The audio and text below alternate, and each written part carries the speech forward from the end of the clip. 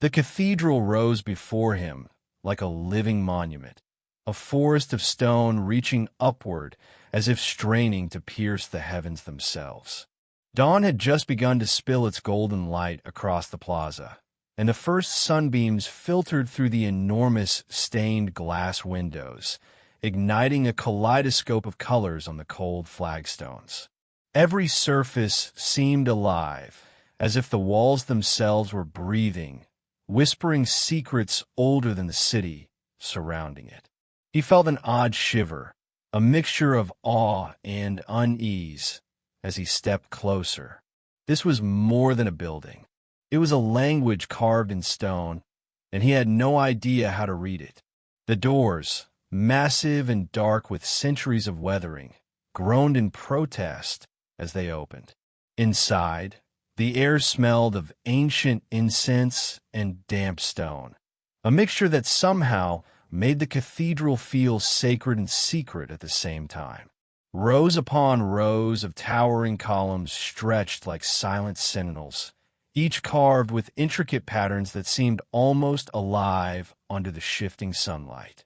Gargoyles perched on high ledges, their grotesque faces twisted in frozen screams, staring down as if guarding knowledge that could not be spoken aloud.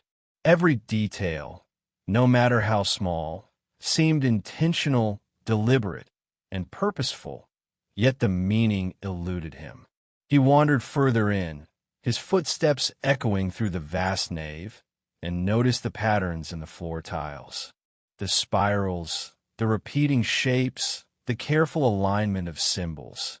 It was as if someone had encoded messages beneath his very feet. He crouched, tracing a finger along the grooves, wondering who had laid them there and why. Why spend decades carving such detail into stone that most eyes would never notice? The question clawed at him. This was a place built not just for worship, but to communicate something hidden, something only understood by a select few. Sunlight broke fully through one of the row's windows, illuminating a mosaic of saints and angels. The colors seemed almost too vivid, unnatural, as if the light itself had been guided into the space with precision, hitting the carvings and patterns at exactly the right moment. A faint thrill ran down his spine. Could it be possible that the builders had intended this? That the cathedral itself was a kind of clock, a machine of knowledge, designed to teach or reveal truths only at certain moments. He thought of the stories he had heard, whispered rumors that some cathedrals aligned perfectly with the solstices, the equinoxes, the movements of distant stars. Perhaps these ancient builders had been closer to the heavens than anyone alive today. And then there were the sculptures. Angels and saints, yes, but also demons, fantastical beasts, and men caught in expressions of terror or ecstasy. Every face told a story. Every posture seemed to convey a message. He realized with a sudden, chilling awareness that these figures were not merely ornamental. They were witnesses, guardians of secrets. Perhaps they were warnings too, reminders of sins, dangers, or knowledge humanity was not yet ready to grasp. And the thought struck him. If these carvings could communicate something invisible to the casual observer, what else might the builders have hidden? He continued walking, moving toward the high altar. Light poured down from above, catching the gilded edges of the statues, the elaborate tracery of the vaulted ceilings, the delicate ribbing of arches. It was a symphony of architecture and art, but one that hummed with mystery. Something was here. He felt certain of it, something buried deep within the structure, encoded across centuries. And yet the more he tried to see it, the more elusive it became, like a secret hiding just beyond his perception. He began to understand that the cathedral itself demanded patience, a willingness to look beyond the obvious, to notice the patterns others ignored.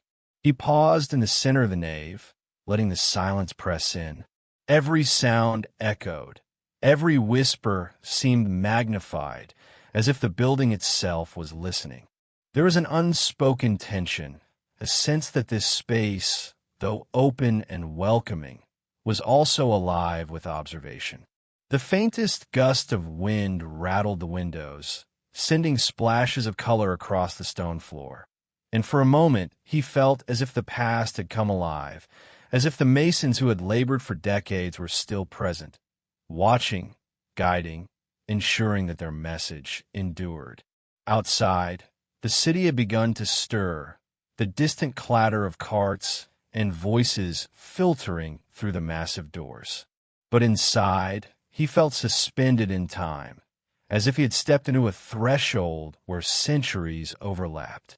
He could almost hear the hammering of chisels, the whispering instructions of master builders to apprentices, the quiet prayers murmured as each stone was set in place. Every inch of this cathedral had been touched by human hands, yet it carried a presence beyond human, a deliberate reach towards something eternal. He thought again of the whispers in stone, the hidden language that the centuries had preserved. What had the builders hoped to say? Was it a map, a guide, a warning, or a vision? The questions pressed in, more urgent now, like a drumbeat echoing through the nave. And then, almost instinctively, he knew he would not find answers here alone. This was only the beginning, the first step into a labyrinth of secrets encoded in stone, light, and shadow. As he stepped back toward the entrance, the first true rays of morning ignited the spire above, casting a long shadow over the plaza. The cathedral's facade seemed to breathe in the new day, alive and mysterious, holding its secrets tight. And yet, it called to him, challenging him, promising revelations that would change how he saw not only this building, but history itself. He hesitated at the threshold, knowing one thing with clarity.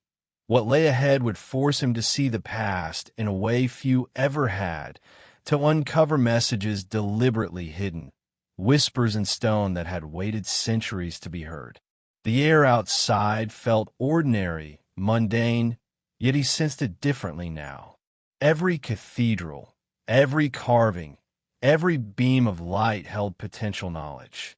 And as he turned to face the city, he realized that this journey would take him not just into the heart of a building, but into the heart of human belief, ambition, and mystery itself. The stone was silent, yet it spoke louder than any voice. The secret was waiting, and it would not be ignored. As he traced the lines of sunlight across the nave, his eyes were drawn upward to the towering arches and vaults. Each curve, each delicate rib of stone, seemed impossibly precise. It was easy to admire their beauty without realizing that every inch had been meticulously planned centuries before by hands that never saw the modern world. These cathedrals were not merely constructions.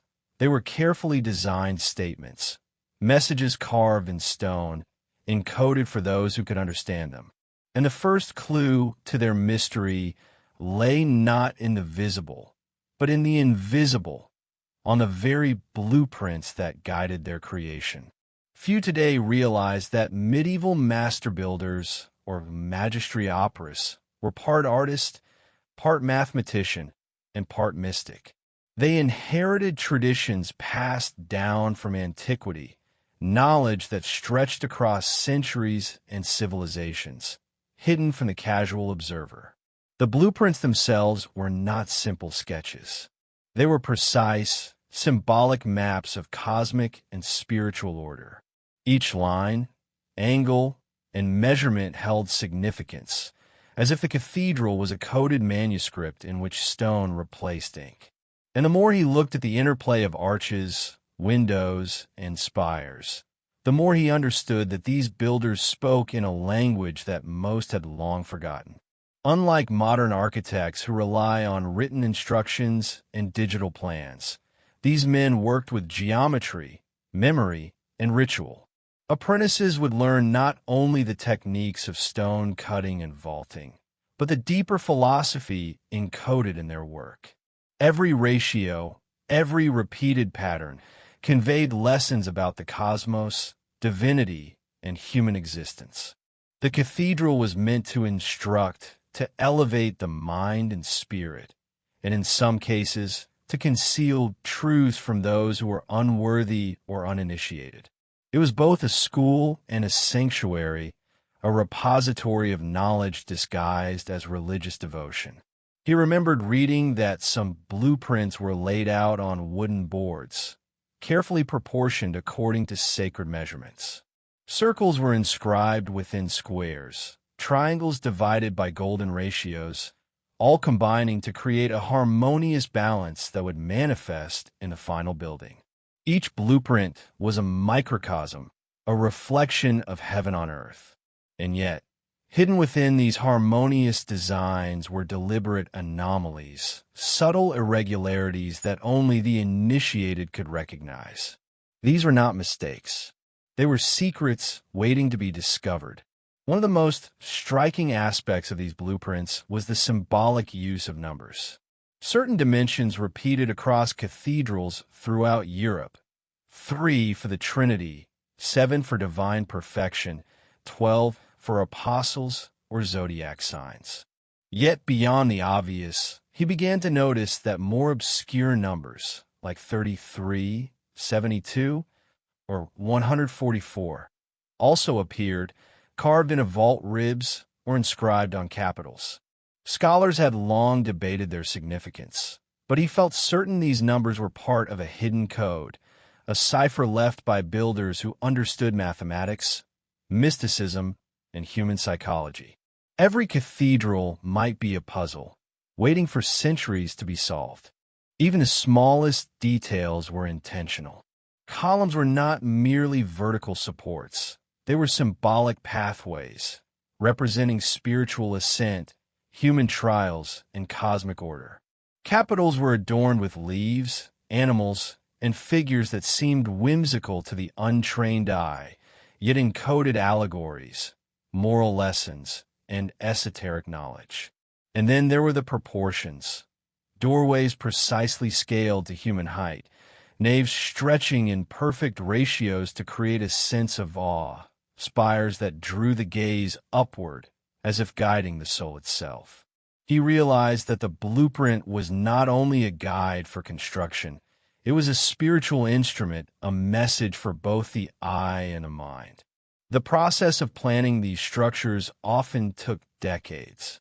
Entire lifetimes could be dedicated to a single cathedral, with master builders passing down knowledge orally, ensuring that no outsider could easily understand their methods.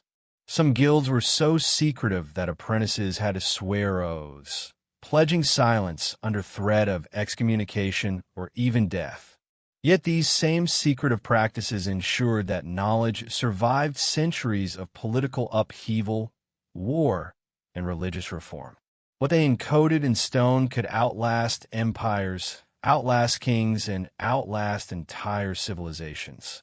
He paused before a schematic displayed in a modern reconstruction, tracing the overlapping circles and intersecting lines with his finger. What struck him was the precision and the audacity. These were not simple calculations.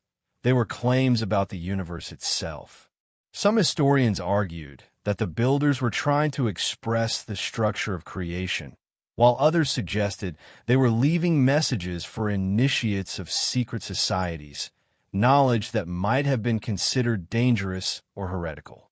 Whatever the truth, it was clear that these blueprints carried intention, purpose, and foresight beyond their era.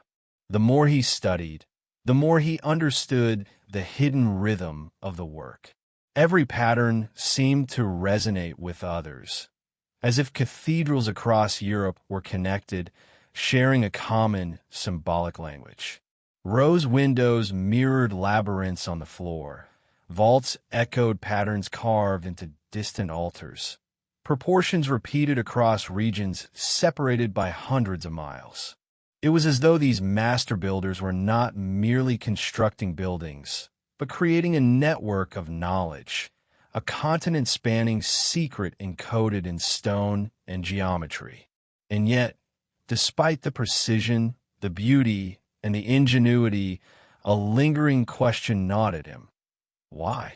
Why encode messages in such a way that only a few could ever comprehend them? Was it devotion, hubris, or perhaps a fear that knowledge in the wrong hands could be dangerous?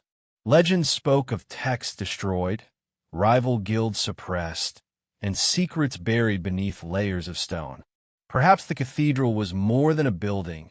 It was a vault designed to protect ideas too precious or too dangerous to reveal openly. He imagined the first master builder, standing with chalk compass in hand, surveying a blank plot of earth. He envisioned the apprentice, sweat on his brow, tracing lines into wooden boards under candlelight, learning lessons in mathematics, astronomy, theology, and secrecy. Every stone he set was a deliberate choice, every arch a message, every spire a beacon to the unseen.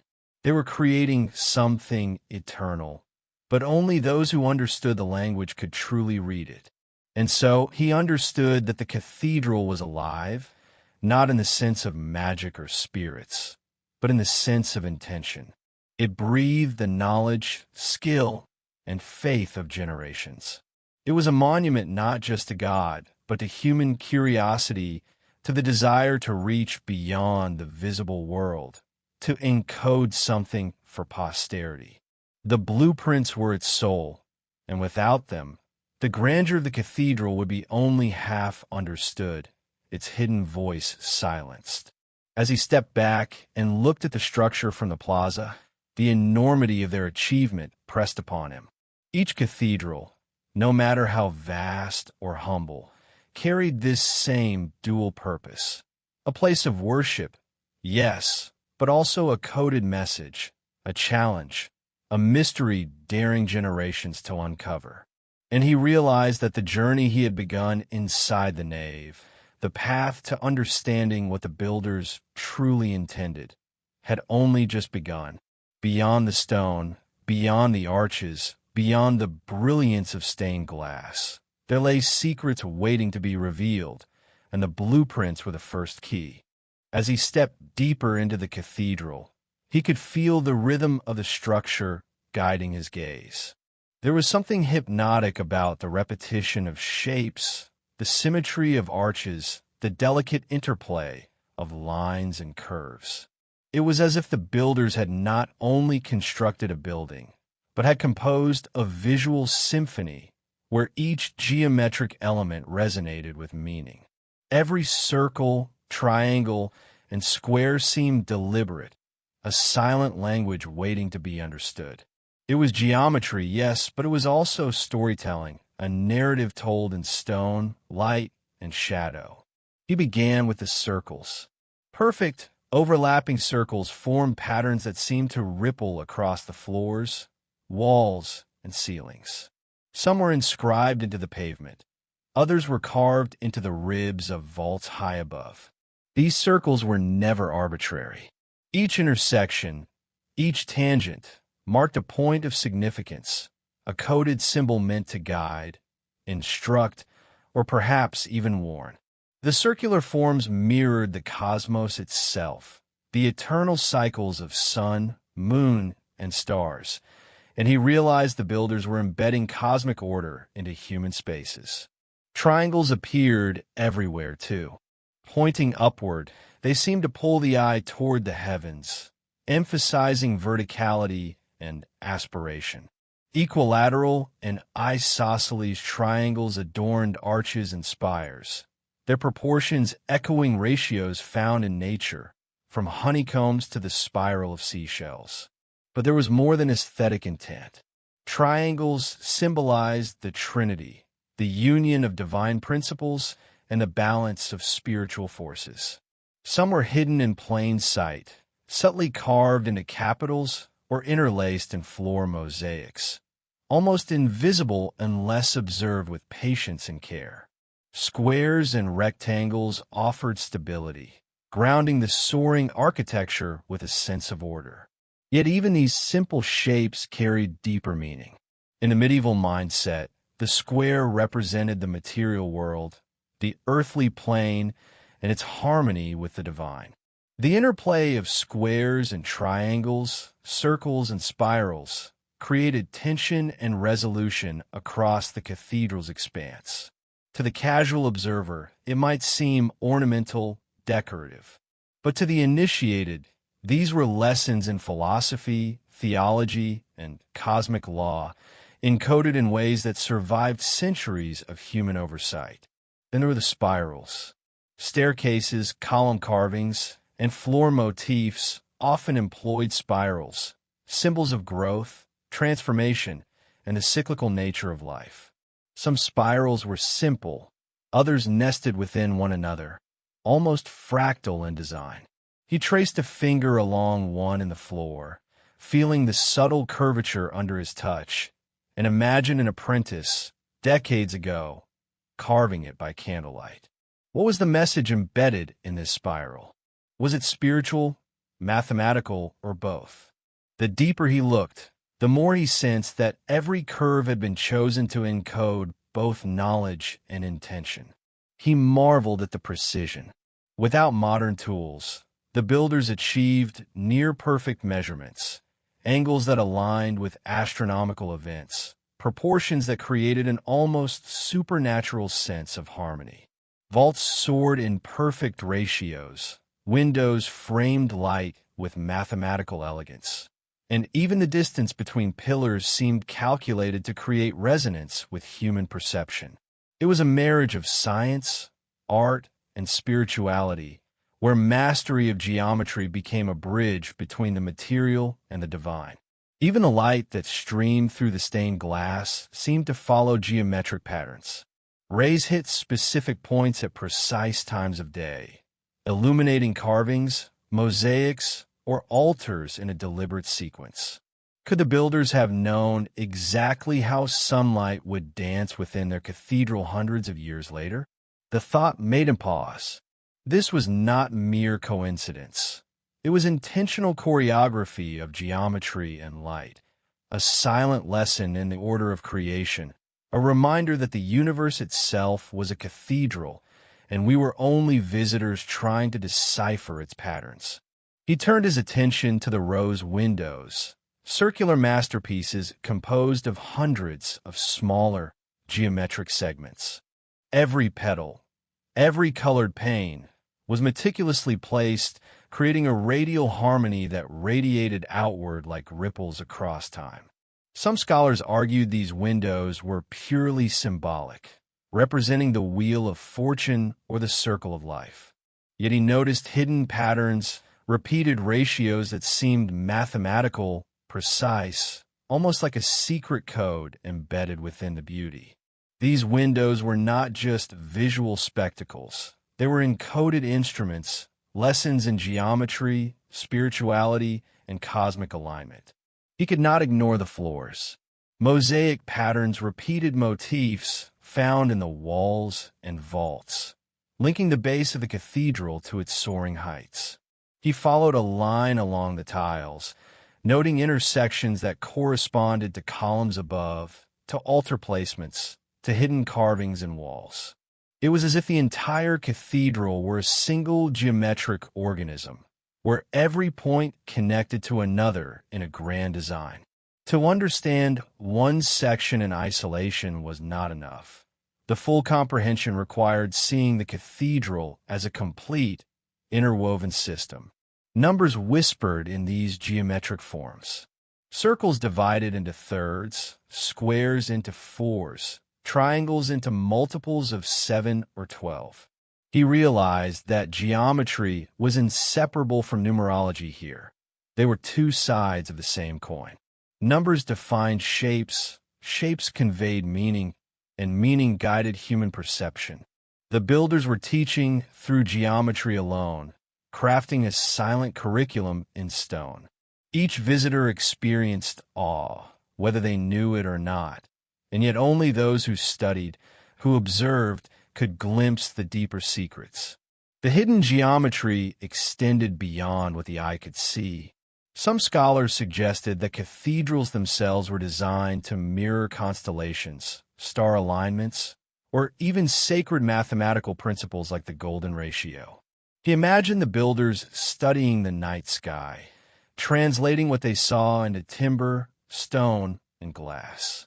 Every cathedral became a cosmic map, a physical manifestation of celestial patterns, aligning heaven and earth, time and eternity, in a way humans could both experience and misunderstand. He felt a growing sense of respect and unease. These structures were not just buildings. They were messages, puzzles, and testaments to human intellect and ambition. Geometry was the language, stone was the text, and light was the punctuation. The deeper he explored, the more he sensed that the cathedral was alive in a subtle, intellectual sense, guiding, teaching, challenging, whispering to those willing to listen. And as he stepped into a side chapel, where light hit a spiral column in perfect alignment with a floor mosaic, he understood something profound.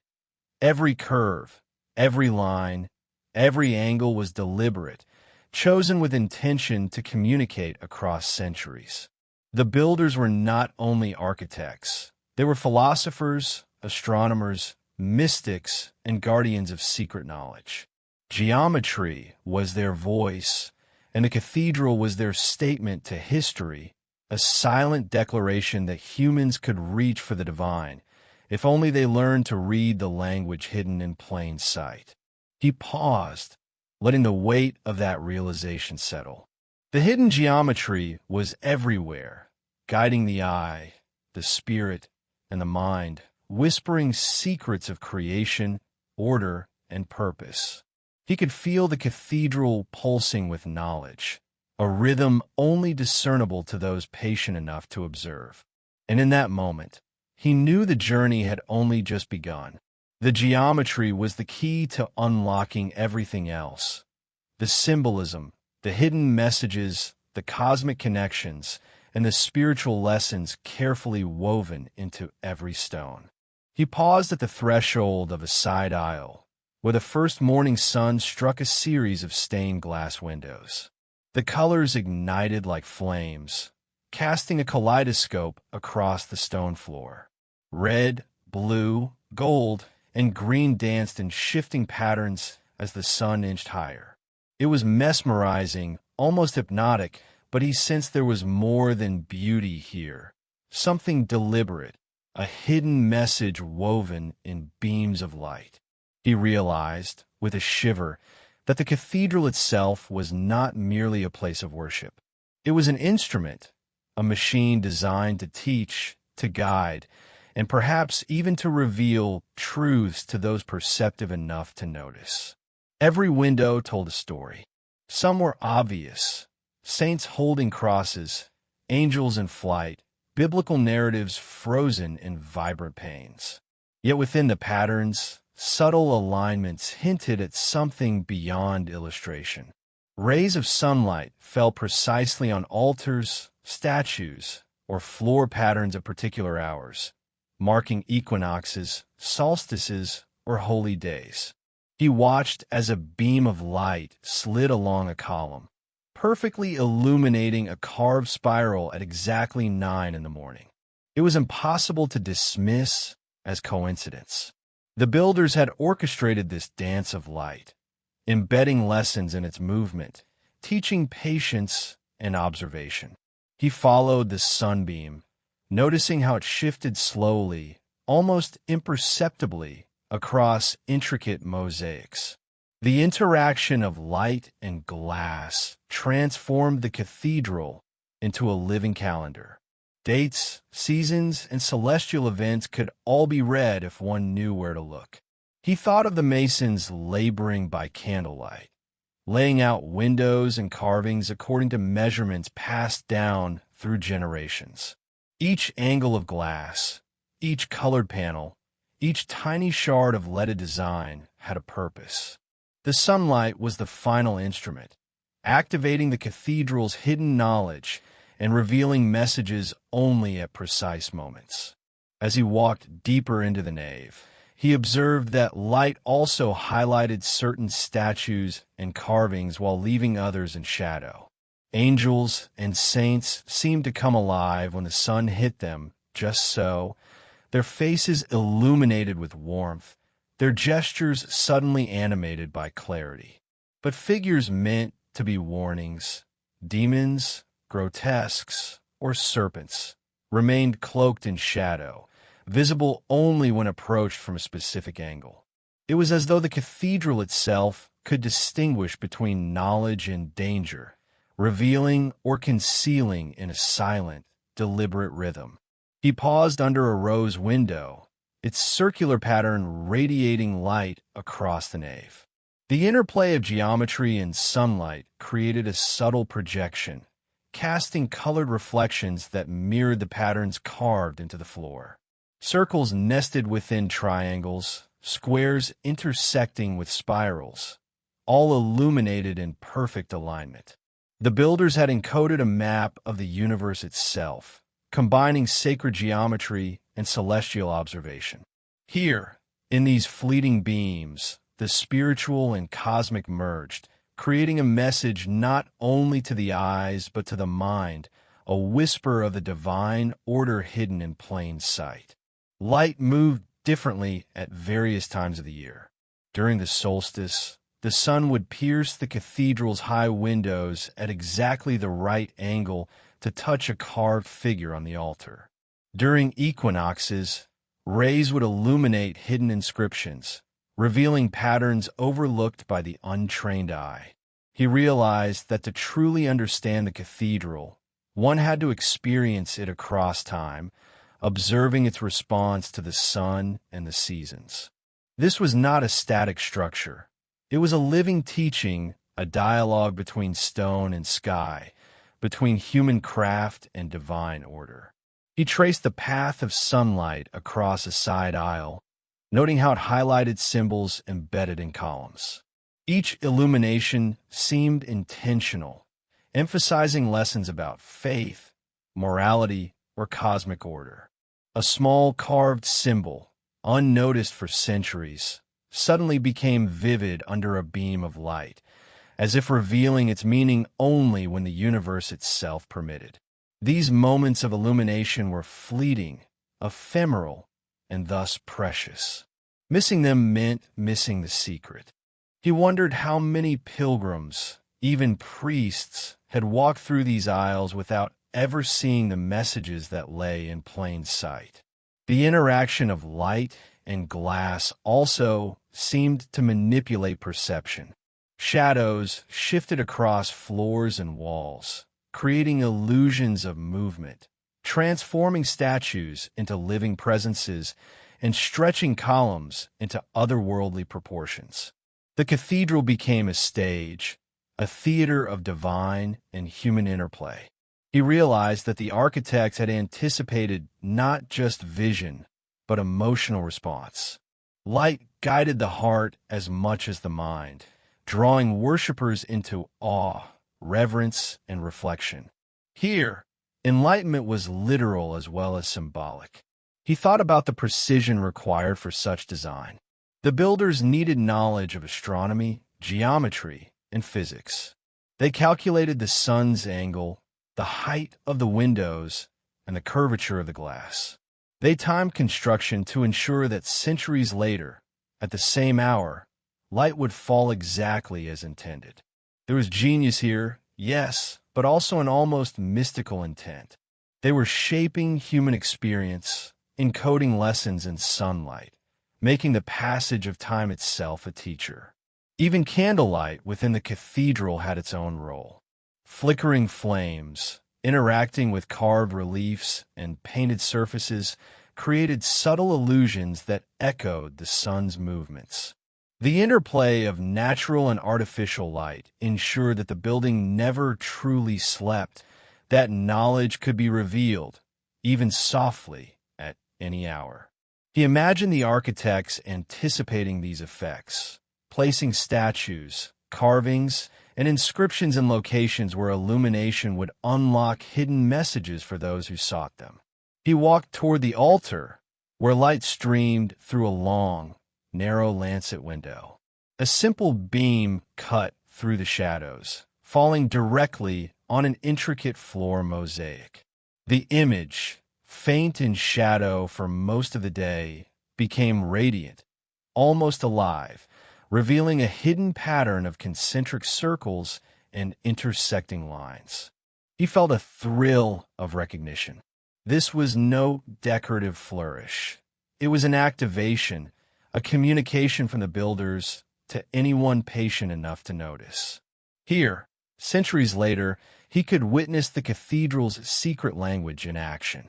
And yet, there was a subtle tension in the experience. While some rays revealed, others concealed. Figures meant to instruct or warn only appeared when the sun reached precise positions. The cathedral seemed to judge who was ready to see, who could comprehend. Light was both a messenger and a gatekeeper, revealing truth only to the perceptive, the patient, the willing. He realized that this deliberate orchestration required immense foresight, discipline, and faith, a trust that centuries later, humans would still walk these aisles, searching for the messages encoded in stone and glass. He stepped back, letting the full effect of the morning sun wash over him. The cathedral was alive in a way that transcended architecture. Its geometry, its proportions, its carvings, all were enhanced and activated by light, creating a dialogue that had endured for centuries. The whispers of stone he had sensed earlier were amplified, transformed by illumination into guidance, warning, and revelation. Here, in the interplay of shadow and brilliance, he glimpsed the cathedral's true genius. It was not only a place of worship, but a living manuscript, a lesson in faith, knowledge, and cosmic order, written in light itself. As he left the nave and stepped toward the next aisle, he knew one thing clearly. The hidden geometry of the cathedral only revealed its full message when paired with sunlight. Without it, the secret language remained silent. But with the sun's touch, centuries of knowledge and intention came alive, speaking directly to anyone who could observe, understand, and believe. And this, he realized with awe, was only the beginning. The cathedral had more stories to tell, more mysteries to unveil, more whispers in stone awaiting those willing to see. He stepped outside into the chill of the morning air, tilting his head to study the cathedral's facade. At first, it seemed merely decorative, a profusion of stone carvings, delicate tracery, and towering spires. But as he looked closer, he realized the building was alive with characters. Grotesque faces twisted in silent screams, demons crouched in menacing anticipation, angels poised in eternal grace. These gargoyles and sculpted figures were more than ornamentation. They were storytellers, guardians, and perhaps even teachers. Each one seemed to convey a message, visible yet cryptic, a language carved into stone for those who could read it. The first gargoyle he examined was perched above a corner buttress, its mouth gaping, eyes wide in frozen terror. It was meant to scare, certainly, but there was more. He noticed subtle details, the way its claws gripped the stone, the careful alignment of its spine with the architecture, the hidden shapes etched into its wings. It was as if the sculptor had encoded warnings into its very posture, a silent caution to anyone approaching the sacred space. He realized these figures operated on multiple levels, moral, spiritual, and esoteric, all at once. Other figures depicted fantastical creatures, griffins, chimeras, serpents, and hybrid beasts. At first glance, they seemed whimsical or monstrous, products of imagination. Yet he noticed repetition. Similar creatures appeared across different cathedrals, carved with consistent motifs and subtle variations. Scholars had long debated their meaning. Were they symbolic references to sin and virtue, or did they conceal a more profound message, a secret language known only to the builders? His gut told him it was the latter. These sculptures were not arbitrary. They were deliberate, encoded, and designed to be deciphered. He studied a demon crouched near a window ledge, its body twisted unnaturally, its gaze locked on a figure carved into the wall below. The alignment was uncanny. He realized that these figures were not only meant to be seen individually. They interacted with each other, forming visual narratives across the stone facade. The cathedral, in effect, was a stage for a silent drama, unfolding across columns, spires, and buttresses. The sculptures spoke in gestures, glances, and posture, transmitting lessons, warnings, and truths through the language of form. Some gargoyles were functional as well as symbolic, serving as waterspouts, directing rain away from the masonry. But even their utility did not diminish their meaning. Every angle, every curve, every projection seemed intentional, reinforcing the notion that nothing in this cathedral was accidental. The builders understood symbolism as inseparable from function, form inseparable from message. Even practical details were woven into the fabric of communication, invisible to the casual observer, yet resonant with the initiated. He walked along the facade, tracing the narratives etched into stone. Angels and saints often held books or gestures of blessing, but they were juxtaposed with grotesques and devils in such a way that the moral lesson was unmistakable. Good and evil coexisted, each influencing the other, each visible only to those who looked carefully. These visual contrasts were not merely artistic. They were pedagogical, teaching morality, caution, and awareness. They instructed visitors and worshippers, using fear and beauty as twin guides. He noticed small, almost imperceptible symbols hidden within the carvings, geometric shapes, miniature animals, letters, and patterns. Some appeared to correspond with the celestial alignments he had observed inside the cathedral. He began to suspect that the gargoyles were more than moral guides. They were part of a broader symbolic network, extending the hidden messages of geometry and light to the exterior. The cathedral itself was an organism of knowledge, with every sculpture, window, and beam participating in a vast, interconnected language. The grotesques were not random or solely decorative. They were warnings encoded in stone. Some scholars speculated that they represented sins to avoid, societal taboos, or dangers of ignorance. Others suggested they encoded knowledge deemed dangerous or heretical, hidden under layers of artistry. He considered the possibility that the gargoyles served as guardians of secrets, their grotesque visages a deterrent to those who might misuse the cathedral's hidden wisdom. The idea was chilling. Centuries of knowledge, protected by stone monsters frozen in eternal vigilance. He paused before a particularly intricate figure, a hybrid creature with wings, claws, and a human-like face. Its expression seemed almost sentient, filled with sorrow or judgment. He traced the lines with his eyes, noting the precision and deliberation of the carving. How could one stone convey so much meaning, not just aesthetically, but morally, spiritually, and symbolically? He realized the builders were speaking across time, sending messages to generations that might not exist yet.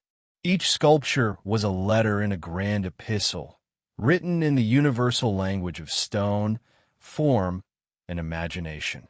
Even the placement of gargoyles seemed intentional.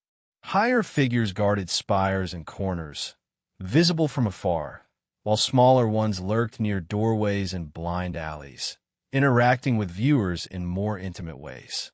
It was as if the cathedral itself was teaching its audience. Look closely, observe the details, and understand the hidden lessons, or risk misunderstanding the sacred space. These figures demanded attention, patience, and discernment, qualities the builders clearly valued. As he moved toward the main portal, he noticed that the facade was almost theatrical. Gargoyles and saints, demons and angels, all created a visual hierarchy, guiding the eye along a narrative path. The experience was designed to provoke awe, fear, reverence, and curiosity simultaneously. It was storytelling in 3 dimensions, with the observer as a participant, not a passive viewer. He realized that these sculptures were teaching tools, moral guides, and perhaps even spiritual initiations for anyone attuned to their messages. Finally, he understood something profound. The gargoyles were not just embellishments. They were an extension of the hidden language of the cathedral. Just as sunlight illuminated geometric patterns inside, these stone figures extended the lessons outward, transmitting coded messages to the world beyond the walls. The building was alive with meaning, speaking silently through geometry, light, and sculpture. The deeper one looked, the more layers revealed themselves, each more intricate and mysterious than the last. He stepped back, taking the full facade once more. The gargoyles, grotesques, angels, and saints formed a coherent network of symbols, a silent language of stone and imagination. Each figure was intentional, a guardian of knowledge, a storyteller, and a teacher. And yet, he knew there was still more to uncover. For every gargoyle observed, there were countless other symbols hidden in plain sight, waiting for patient eyes, careful study, and an understanding of the builder's intent. The cathedral, he realized, was not simply a building. It was a library of secrets, a manifesto carved in stone, daring anyone who approached to read between the lines. As the morning sun rose higher, casting sharper shadows across the facade, he felt a thrill of anticipation. These carvings were only the beginning, an exterior introduction to the deeper mysteries within. The language of gargoyles was part of a continuum, linking exterior and interior, light and shadow, geometry and spirit.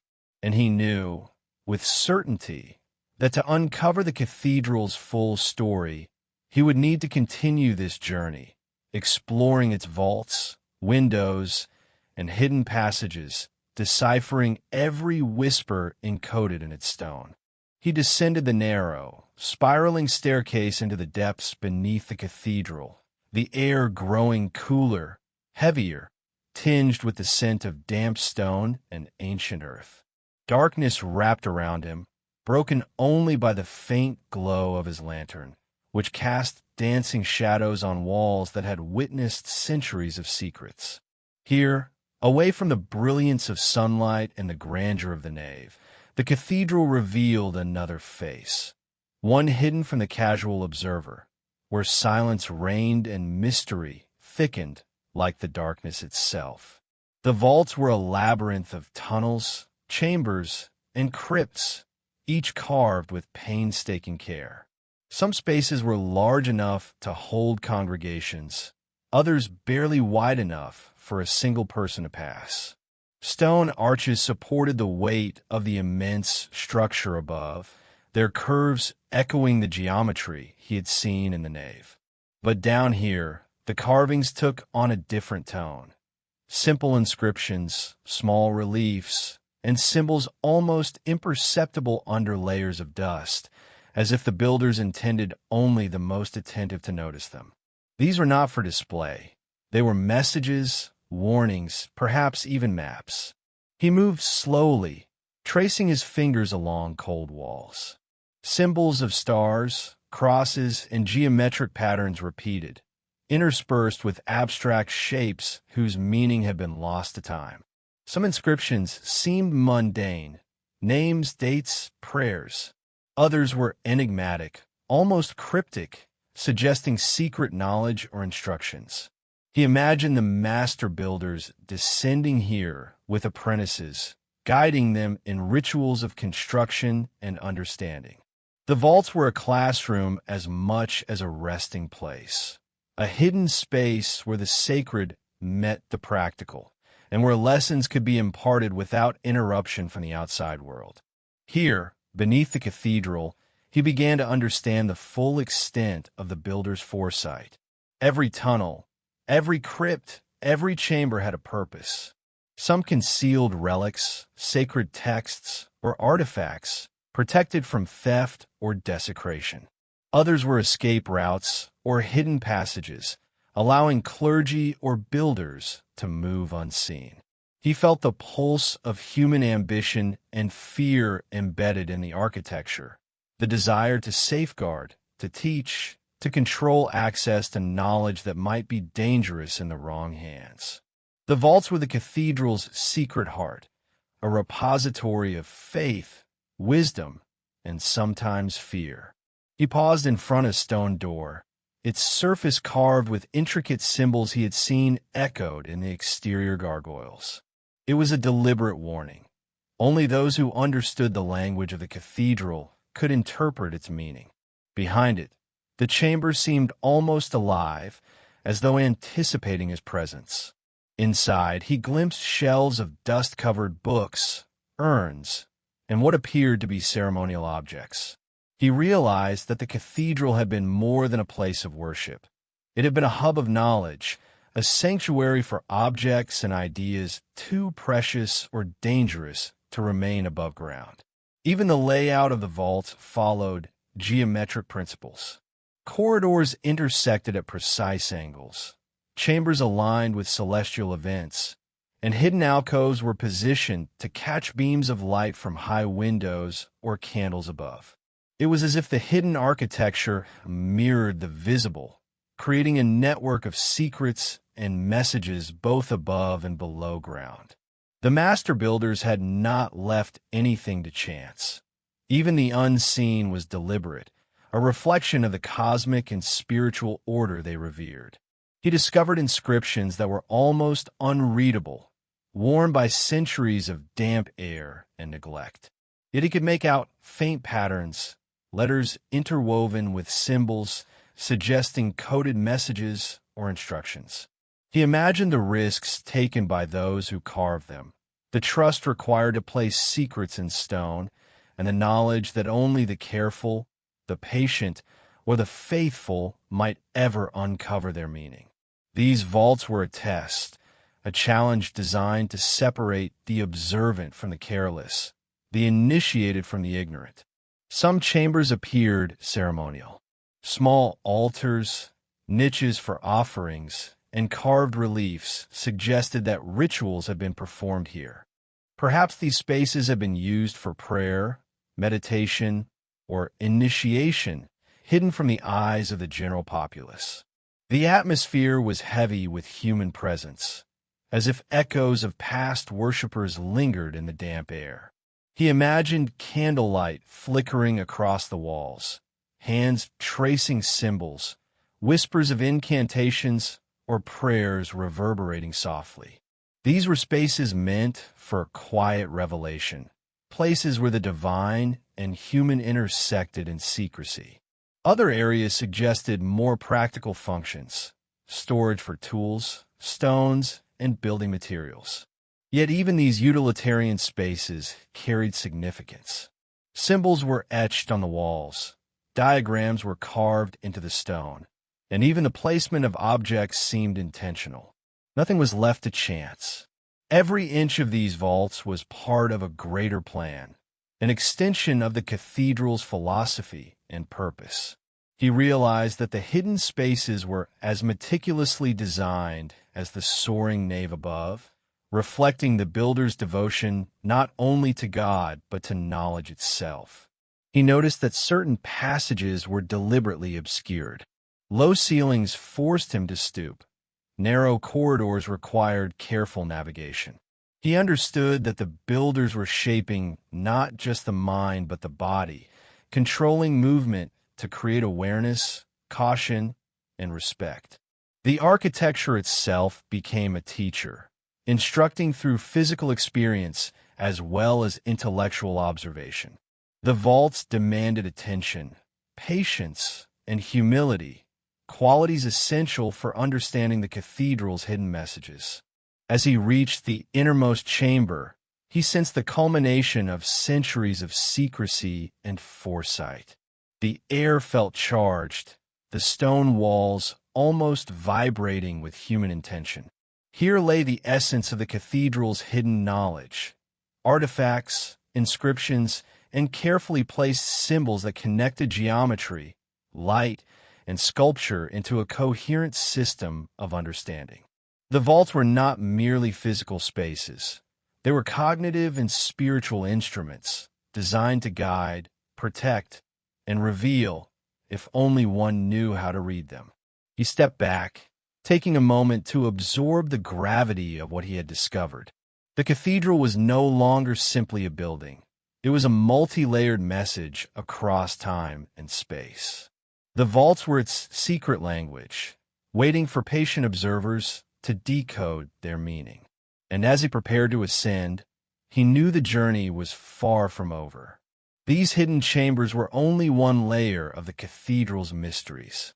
Above, in light and stone, geometry and gargoyle, lay further truths, waiting for those willing to look deeper, think harder, and perceive the hidden messages of the builders who had long since passed into legend.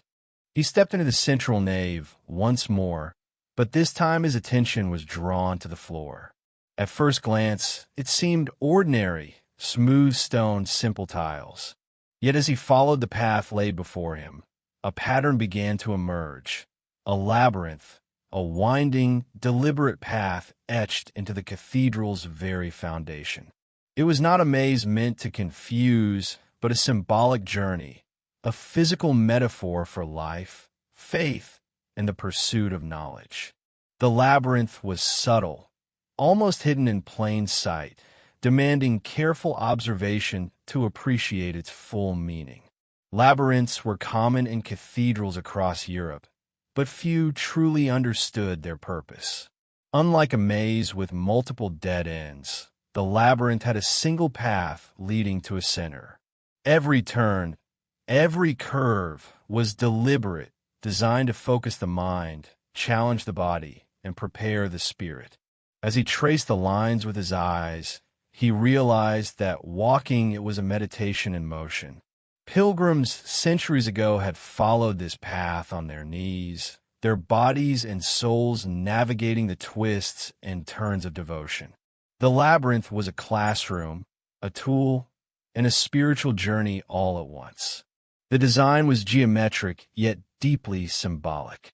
Circles within circles, sometimes intersected by triangles or squares, guided the participant through stages of contemplation. Each segment represented trials, temptations, and moments of reflection. The builders were teaching without words, using the labyrinth as a silent instructor. The path led not just to a physical center, but to a cognitive and spiritual one, a place where lessons learned on the way could be internalized, pondered, and understood. He thought about the courage required of those who first walked these paths. The labyrinths were deceptively simple, yet their symbolic weight was profound. At every turn, a pilgrim could pause, reflect, and consider the purpose of life, the nature of sin, the call to virtue. It was a journey of humility and awareness, demanding patience and attention. He realized the labyrinth was a test of perception as much as devotion. Those who rushed or ignored the signs missed the lesson entirely. Those who observed carefully received guidance encoded by master builders who understood human psychology and spiritual aspiration. Some labyrinths were enormous, spanning entire floors, while others were subtle, tucked away in chapels or crypts. Yet all carried the same symbolic intent. The path to enlightenment required effort, reflection, and understanding. He imagined generations of pilgrims, tracing the lines with bare feet or knees, feeling the stone beneath them, the subtle inclines and declines guiding their motion. The journey was both physical and mental, embedding knowledge in body memory, as well as conscious thought. The cathedral was teaching, layer by layer, through movement, observation, and reflection. The labyrinth also connected to the cathedral's geometry and light.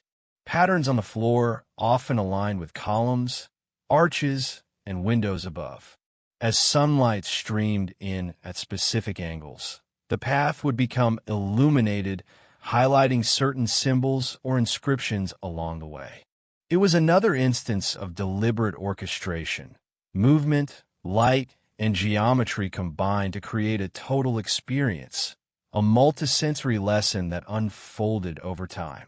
He realized the labyrinth was not merely a spiritual tool. It was an extension of the cathedral's hidden language, integrating symbolism from floor to vault. He noticed small symbols embedded along the labyrinth's path: stars, geometric shapes, miniature figures. Some were obvious, others almost imperceptible. They corresponded to moral lessons, biblical stories, or cosmic principles. He considered how the master builders must have calculated every step, anticipating the pilgrim's gaze, movements, and pace. It was a choreography of awareness, a deliberate shaping of perception and consciousness, designed to guide the soul toward understanding. In some cathedrals, labyrinths were used for ceremonial processions. Clergy or initiates would move along the path, sometimes on knees, sometimes carrying candles or relics, performing rituals that echoed the symbolic journey. The labyrinth became a stage for devotion, a living performance of faith, where geometry, movement, and spirituality merged into a single experience. He could almost hear the echoes of these ancient processions, the murmurs of prayer, the shuffle of feet tracing the sacred lines. The space itself seemed to remember these acts, imbued with centuries of human intention. He reflected on the symbolism of the labyrinth center. Reaching it was not merely a physical act. It represented enlightenment, spiritual clarity, or union with the divine. Yet there was more. The center often aligned with cosmic markers, shafts of light, or hidden inscriptions. Some labyrinths contained small altars or symbolic motifs, only visible when observed closely. The builders were teaching patience, observation, and reverence. The journey mattered as much as the destination, and every curve along the path had significance, a lesson waiting to be understood. Walking the labyrinth also required humility. Its twists forced the observer to slow down, to navigate deliberately, to consider each step. He noticed how this mirrored life itself, an allegory of challenges, moral choices, and spiritual growth. The master builders were masters of human experience, understanding not only geometry and construction, but psychology, perception, and moral development. The labyrinth was an embodiment of these principles, a journey that united intellect, body, and spirit in a single, deliberate path. He paused at a junction, tracing the design with his eyes, realizing the subtle complexity of its structure. The curves mirrored spirals in the vault above, echoed in floor mosaics, and corresponded to symbols hidden in gargoyles and carvings. It was a multi-layered system of meaning, where each element of the cathedral reinforced the others.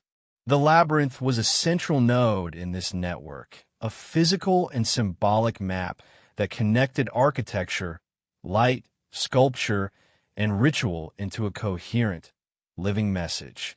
And yet, he understood there was another layer of mystery. Some labyrinths contained deliberate anomalies, subtle deviations from perfect geometry. A line slightly off-angle, a circle misaligned, a segment wider than expected. These irregularities were not errors. They were encoded warnings, hidden clues, or initiatory tests. Only those with patience, understanding, and the right perspective could interpret them.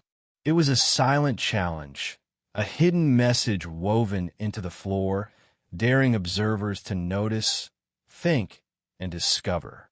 As he reached the outer edge of the labyrinth, he looked back at the path he had traced with his mind's eye. The experience was overwhelming, yet exhilarating. The labyrinth was not just stone on stone. It was an orchestrated spiritual and intellectual journey, a convergence of geometry, symbolism, morality, and human experience. He felt that he had only begun to understand its language, and that further exploration into light, gargoyles, vaults, and beyond would reveal even deeper layers of meaning. He realized that the labyrinth, like the cathedral itself, was a map of human experience, a lesson in perception, patience, and awareness. The builders had encoded centuries of knowledge into these stones, daring future generations to observe, reflect, and understand. Every curve, every turn, every line was intentional, a testament to human ingenuity, spiritual aspiration, and the enduring quest to bridge the mortal and the divine. He returned to the cathedral's interior, drawn once more to the windows where sunlight poured in like molten jewels. The stained glass was mesmerizing, a riot of color and narrative, yet he knew there was more than beauty here. Every pane, every shard of colored glass told a story, sometimes biblical, sometimes allegorical, and often encrypted with layers of meaning beyond immediate comprehension. These windows were not mere decoration. They were sermons in glass, lessons coded in color and form, waiting for the attentive observer to read between the lines. The first window he examined depicted the creation. Adam and Eve were familiar figures, yet the surrounding details were curious. Tiny animals, stars, and geometric patterns occupied spaces he had never noticed before. Each element was deliberate, positioned to guide the eye and convey symbolic meaning. The placement of the sun, the curve of a tree branch, the angle of a serpent's body, they were all intentional, orchestrated to teach, warn, and inspire. He realized that the windows were more than storytelling tools. They were visual textbooks, encoding philosophy, theology, and even astronomy into every carefully chosen piece of glass. Light played a crucial role. Rays passing through the colored panes created reflections that landed on floors, walls, and altars, illuminating symbols that were otherwise hidden. At specific times of the day, the windows transformed the cathedral into a living tableau, revealing secrets that shifted with the sun. A figure that appeared static in morning light seemed to animate in the afternoon. Hidden inscriptions glimmered into view only when light hit at precise angles. The master builders had choreographed a silent dance of illumination, ensuring that the narrative unfolded dynamically, engaging both eyes and mind. He noticed the use of color as language. Red signified sacrifice, blue evoked divine presence, green hinted at growth and renewal, and gold spoke of celestial authority. But there were subtler cues too. The juxtaposition of colors conveyed emotional tension, spiritual hierarchy, or cosmic alignment. In one window, the juxtaposition of deep crimson against pale yellow illuminated a hidden spiral pattern, perfectly aligned with the cathedral's geometry. He realized the builders had encoded multi-layered allegories. Color, light, and pattern combined to transmit moral, spiritual, and cosmic truths simultaneously. Figures within the windows interacted with one another across panes. Angels' gazes directed viewers to saints. Serpents wound toward human figures, signaling temptation and sin. Geometric symbols echoed the labyrinth below, reinforcing the cathedral's internal consistency. These were not isolated artworks. They were elements in a larger, interconnected visual narrative, a network of meaning that spanned walls, floors, vaults, and even gargoyles. The cathedral itself was a storybook, written in light, glass, and stone, where understanding one piece required awareness of the whole. He considered the symbolism of windows in smaller chapels. Some contained obscure saints or allegorical figures whose stories were nearly forgotten. Yet even these seemed deliberate, positioned to align with light at particular hours or to echo larger themes in the main nave. He realized that the builders had anticipated generations of worshippers, creating lessons that endured even as human knowledge faded. The windows were time capsules, carrying hidden messages and moral guidance across centuries. The complexity was staggering. In one window, depicting the Last Judgment, the composition was carefully designed to convey moral hierarchy, cosmic law, and human choice simultaneously. Angels held scales, demons lurked below, and geometric shapes subtly guided the eye from one figure to another. The ratios of figures, their placement, and the angles of light were all orchestrated to evoke awe, fear, and reflection. He understood that every observer's emotional response was carefully considered, a deliberate shaping of human perception to reinforce the cathedral's moral and spiritual lessons. Some panels contained coded messages, letters, symbols, and tiny inscriptions hidden within the glass suggested knowledge reserved for initiates. They referenced biblical passages, astronomical events, or geometric principles mirrored elsewhere in the cathedral. The master builders had effectively created a multidimensional language, where the untrained eye saw beauty, the devout saw moral lessons, and the learned discovered hidden knowledge. Light acted as the final interpreter, activating the messages only for those patient enough to notice. He marveled at the precision of craftsmanship. Each piece of glass was cut, shaped, and assembled with meticulous care. Lead strips formed networks that were not only structural, but symbolic, echoing patterns seen in vaults, floors, and labyrinths. The builders had anticipated centuries of wear, knowing that light and observation would reveal their intent long after their hands were gone. Every window was a testament to human skill, devotion, and foresight, merging artistry, science, and spiritual purpose into a singular, immersive experience. Some windows were deliberately provocative. Scenes of sin, temptation, and human folly challenged observers to confront uncomfortable truths. He noticed subtle connections. A figure of a demon in the window mirrored a gargoyle outside. A hidden spiral echoed a floor labyrinth, and geometric ratios aligned with columns overhead. The windows were teaching in multiple dimensions, visually, spiritually, morally, and intellectually. Every element reinforced the cathedral's overarching message of vigilance, reflection, and the pursuit of divine understanding. He considered the experience of a medieval observer. Pilgrims, clergy, and initiates would have approached the windows with reverence, observing their patterns over hours, days, or even years. Each visit would reveal new details, a previously unnoticed inscription, a subtle alignment of figures, or a hidden geometric pattern activated by light. The windows were designed for long-term engagement, a continuous dialogue between observer and cathedral. Their secrets were revealed only to those willing to slow down, observe carefully, and think critically. The interplay of narrative and geometry became clearer the longer he studied.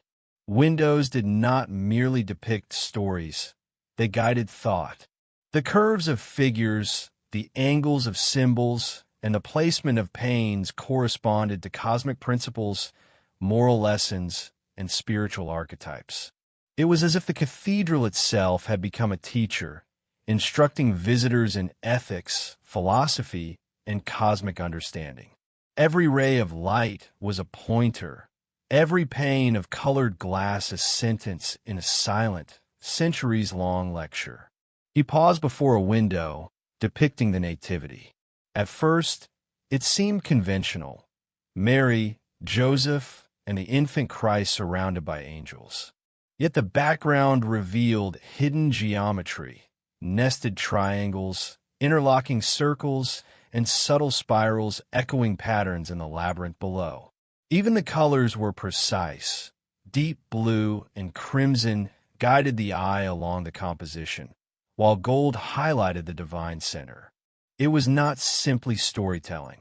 It was a lesson in proportion, harmony, and the interconnectedness of the physical and spiritual worlds. As he stepped back to take in the full ensemble of windows, he realized the cathedral was a vast, multi-layered manuscript. Every pane, every curve, every intersection of color and light conveyed meaning. The builders had anticipated centuries of observers, creating a dynamic interplay of perception, cognition, and emotion. The stained glass was a living dialogue, revealing lessons in cycles, cosmic alignment, morality, and faith. Those who observed closely could uncover secrets, hidden wisdom, and even warnings embedded within the sacred architecture. And he knew, with awe, that these windows were only one element of a grander design. Geometry, light, gargoyles, vaults, and labyrinths all converged in a coordinated symphony of meaning. The stained glass was both storyteller and guide, illuminating lessons, highlighting cosmic order, and transmitting wisdom across time. To understand it fully was to participate in a dialogue with the past, to see through the eyes of the master builders, and to uncover secrets intended to transcend centuries. He stepped outside again, eyes drawn upward toward the cathedral spires. They pierced the sky, slender and defiant, stretching as if to touch the heavens themselves. At first glance, they seemed like mere architectural flourishes, expressions of grandeur and ambition. Yet as he studied them more closely, he realized they were far more than decoration. They were symbols, philosophical statements, and celestial pointers, designed to convey meaning to anyone patient and observant enough to notice. Spires were deliberate gestures of human aspiration, their verticality guiding the gaze upward toward God, the heavens, and the infinite. Each tapering stone seemed to reach beyond the earth, reminding observers of the divine order and humanity's place within it. He noticed subtle variations. Some spires were perfectly symmetrical, their surfaces adorned with delicate tracery and carved symbols. Others included unexpected asymmetries, suggesting hidden messages, encoded warnings, or deliberate visual metaphors. These spires were not merely aesthetic. They were an extension of the cathedral's symbolic language. He examined the alignment of the spires with celestial phenomena. Many were positioned to align with sunrise or sunset on particular feast days, equinoxes, or solstices. The builders had clearly studied the skies, incorporating astronomy into their designs. Light and shadow interacted with the spires in precise ways, casting elongated patterns across the cathedral and surrounding grounds. At certain times of the year, beams of sunlight would touch a specific gargoyle or illuminate a hidden inscription on a column. The spires were not just static markers. They were active participants in a dynamic celestial dialogue.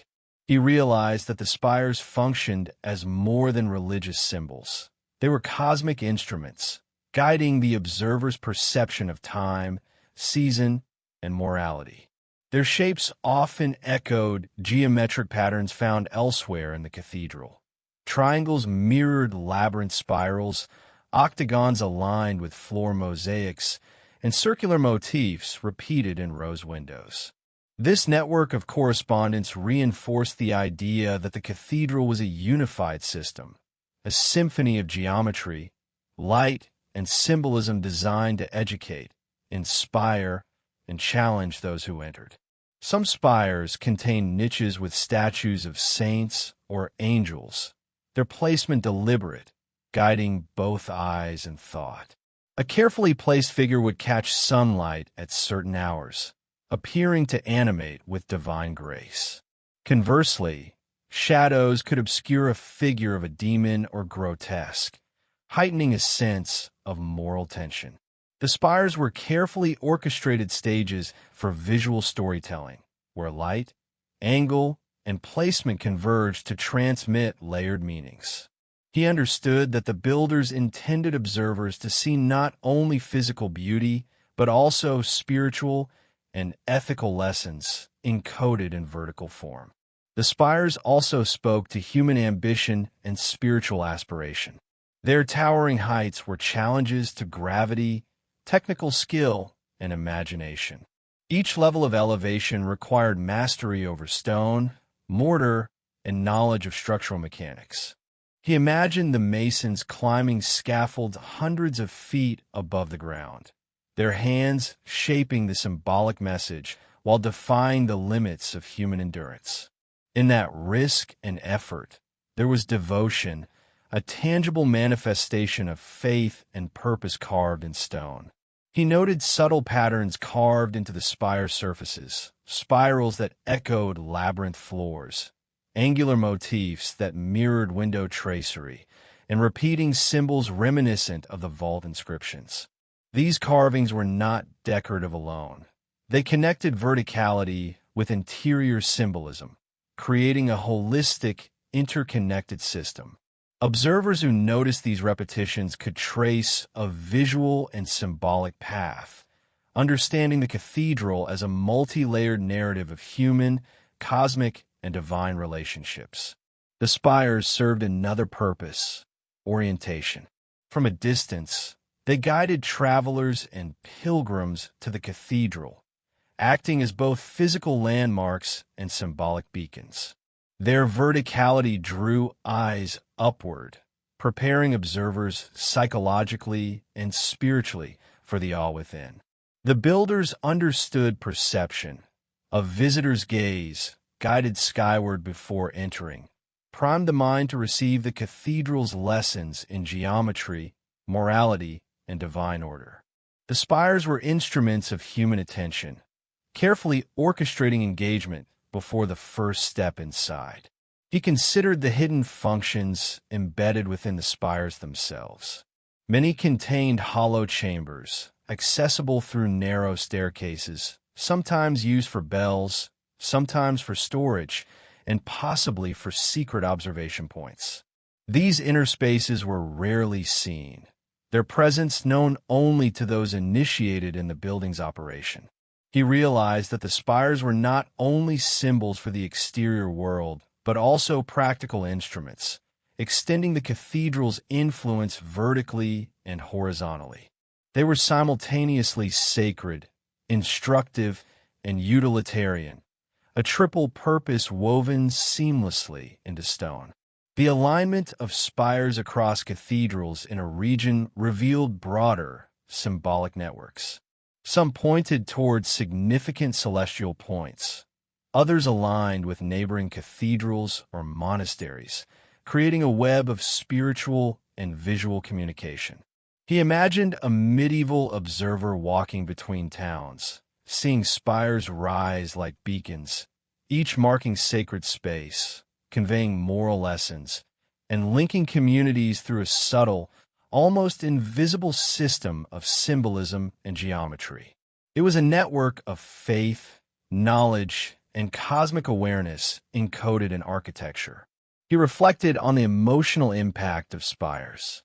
Their height, elegance, and symbolic intent inspired awe, humility, and contemplation.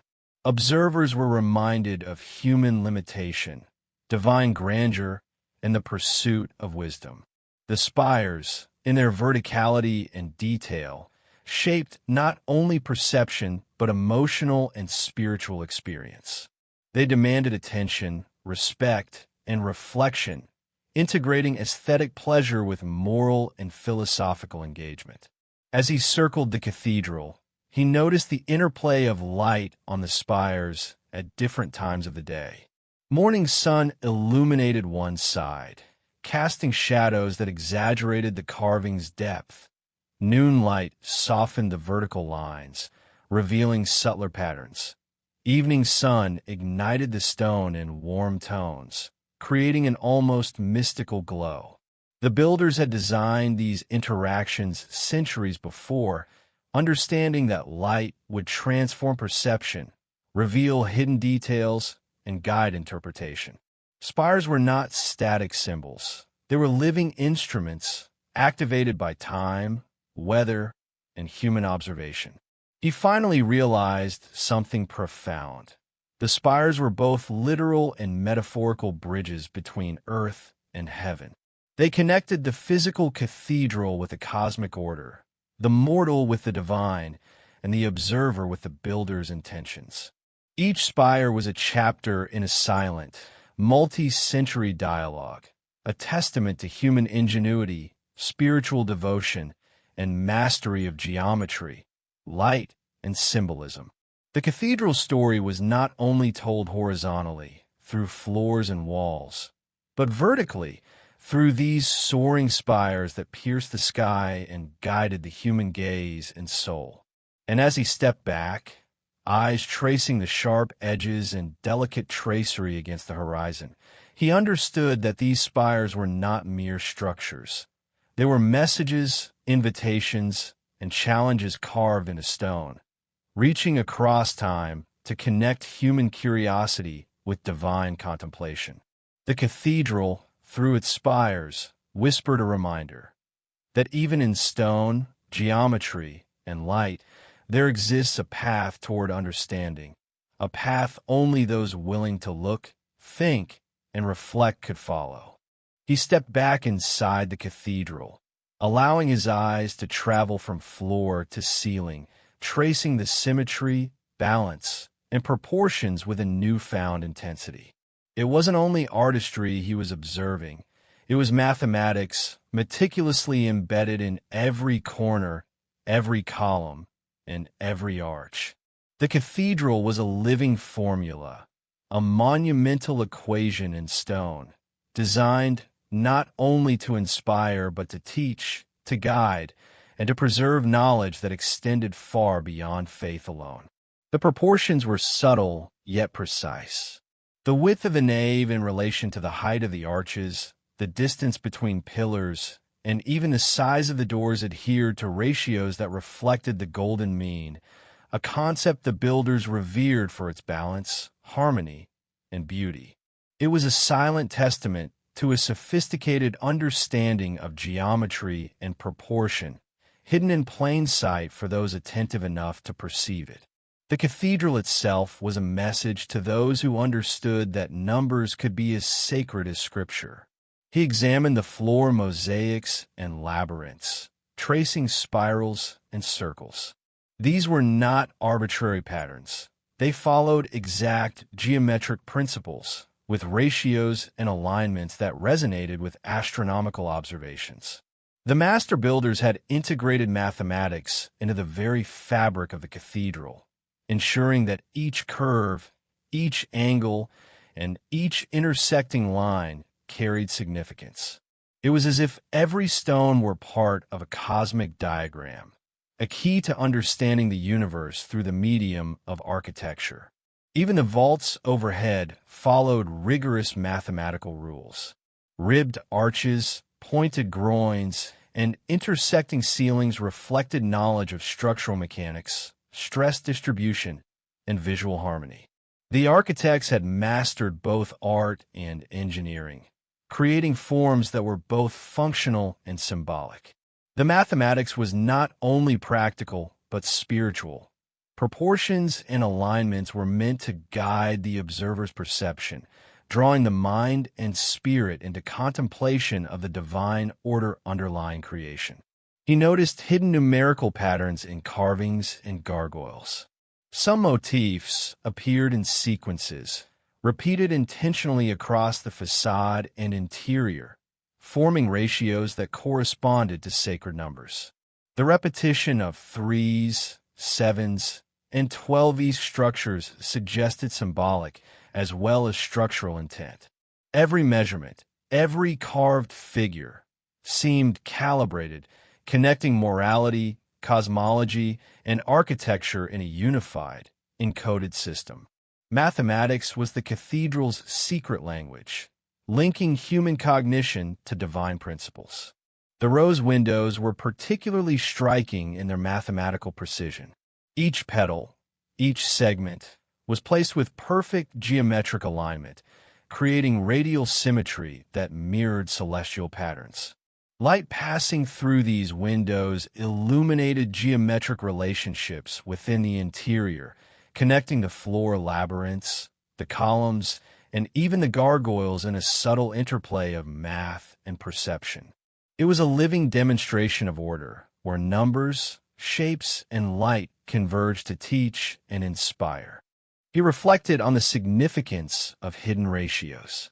The placement of doors, altars, and niches adhered to principles of sacred geometry.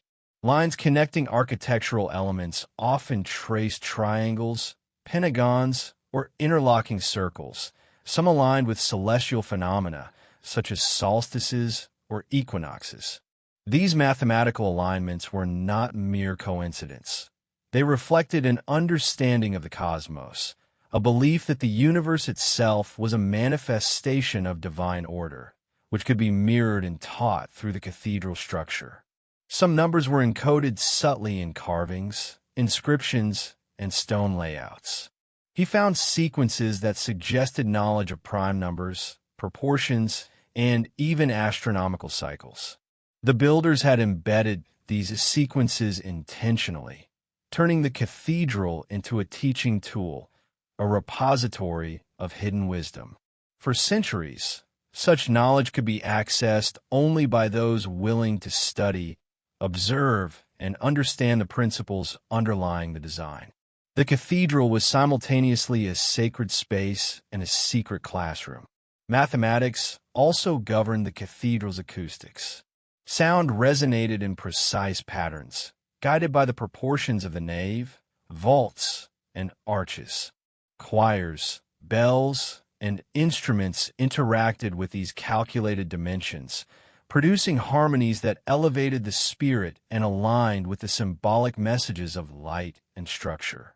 The mathematics was not only visual or structural, it was auditory, influencing perception on multiple sensory levels. Every chant, every note, became part of the cathedral's complex language of instruction. He considered the intent behind these calculations. It was not mere vanity or pride in engineering skill. It was an act of devotion and pedagogy.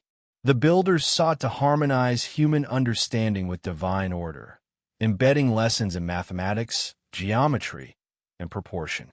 Observers could engage intellectually, spiritually, or emotionally, but the cathedral ensured that anyone willing to look closely would encounter knowledge meticulously encoded in stone, glass, and space.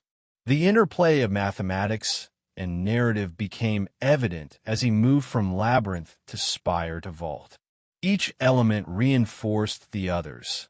Numerical ratios in the floor aligned with light patterns from stained glass, which in turn mirrored proportions in the vaults and spires. The cathedral was a cohesive system, a multi-layered manuscript where math, geometry, light, and symbolism converged to guide understanding, reflection, and spiritual insight. The builders had created not just a building, but an experience of cosmic comprehension. He realized that the mathematics served as a bridge between the tangible and the intangible.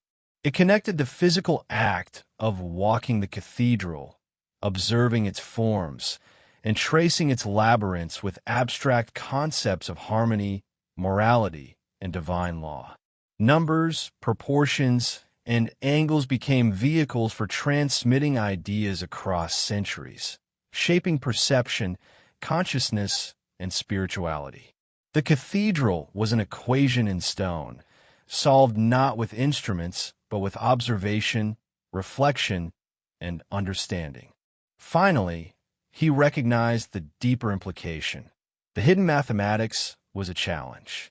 It invited participation, careful study, and intellectual engagement. Only those willing to approach the cathedral with patience, curiosity, and reverence could unlock its encoded wisdom. The builders had trusted future generations with their secrets, confident that attentive minds would decode them, bridging centuries through the universal language of mathematics. As he stepped back, observing the cathedral in its full complexity, he understood that every pillar, spire, window, gargoyle, and labyrinth was part of a coherent system, a multi-sensory narrative woven through space, light, and number. The hidden mathematics was a silent teacher, guiding the mind, spirit, and senses toward understanding.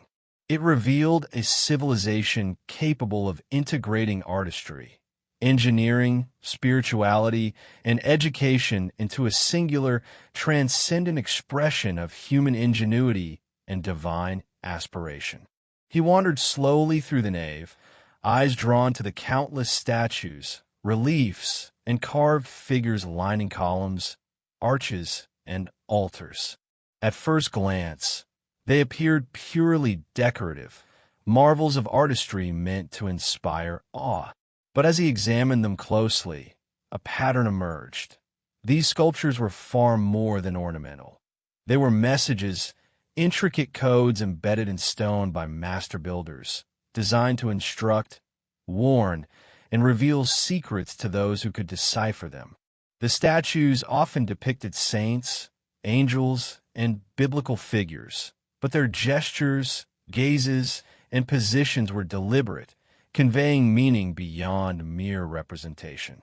An angel might point not to the altar, but to a hidden inscription, while a saint's eyes subtly aligned with a stained glass window, guiding viewers to a symbolic connection. Every pose, every tilt of the head, every gesture was a carefully constructed signal, part of a hidden narrative woven into the architecture. He noticed recurring motifs, animals, geometric shapes, and peculiar symbols, interspersed among the sacred figures.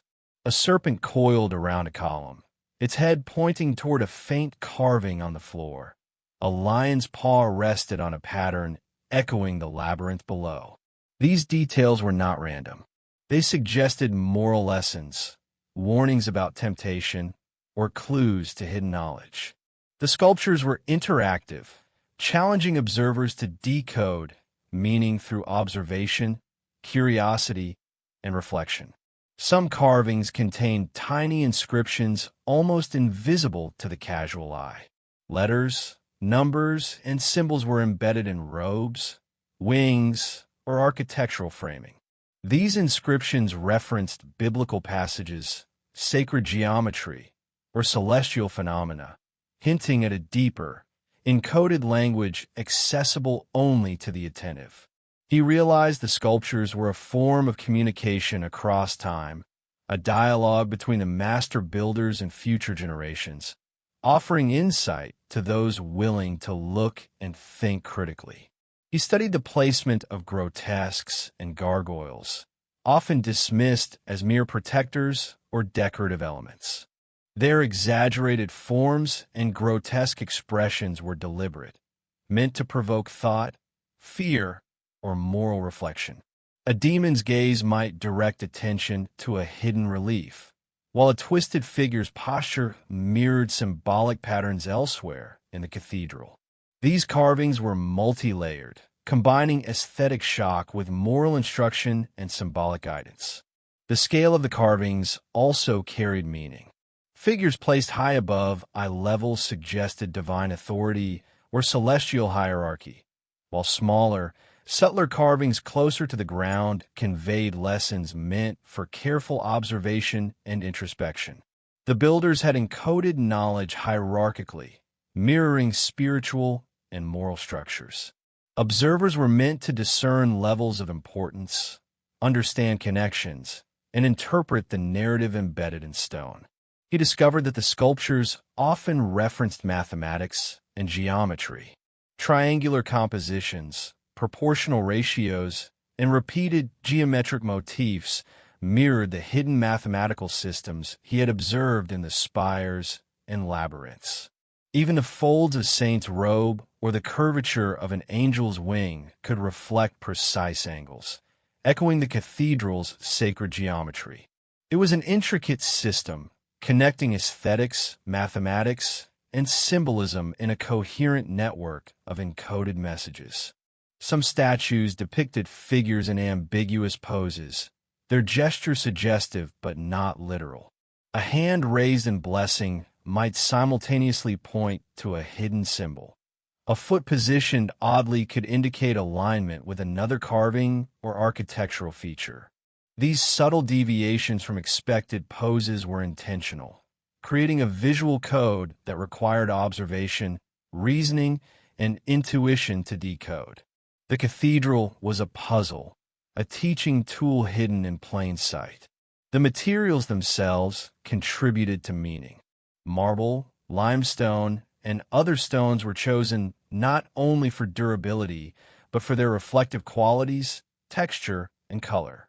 Sunlight or candlelight striking a polished surface would reveal details otherwise hidden in shadow. The builders understood light as a medium of revelation, activating messages encoded in stone. Every figure, relief, and gargoyle interacted with its environment, ensuring that meaning was dynamic, shifting with time, perspective, and illumination. He considered the emotional impact of the sculptures.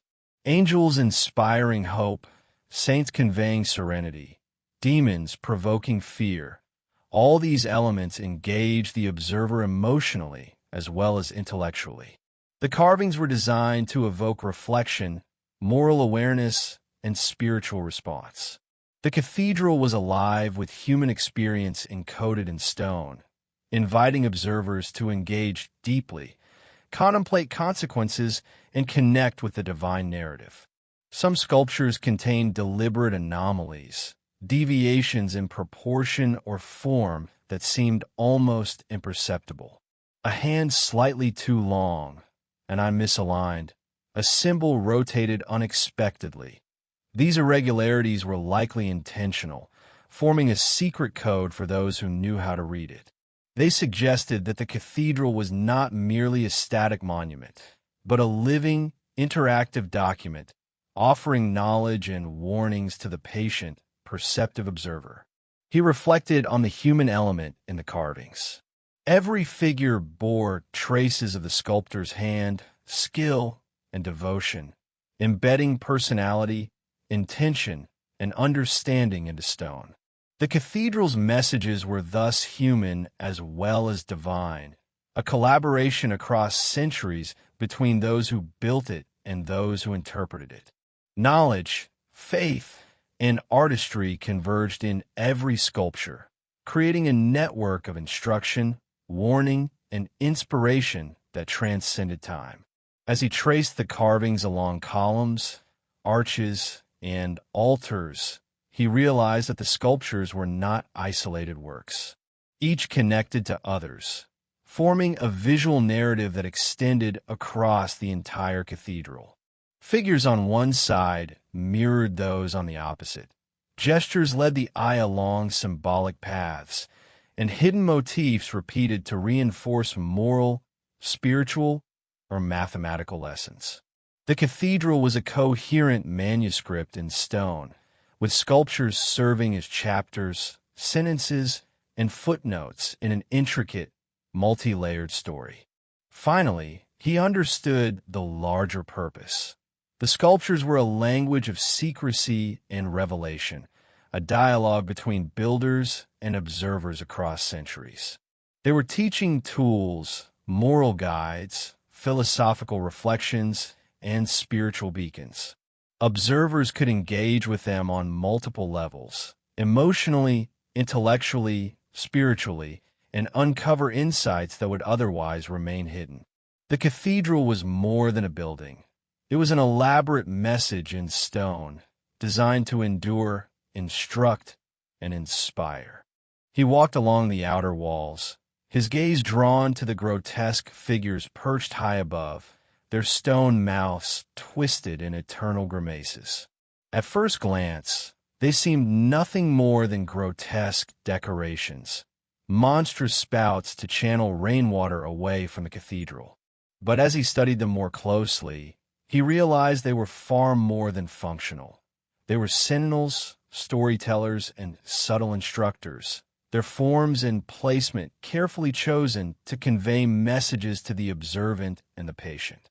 Each gargoyle was unique, a blend of animal, human, and mythical elements, creating figures both frightening and fascinating. Their exaggerated features, a clawed hand, a fanged mouth, bulging eyes, were deliberate, designed to evoke an emotional reaction. Fear, curiosity, or awe was not incidental. It was intentional.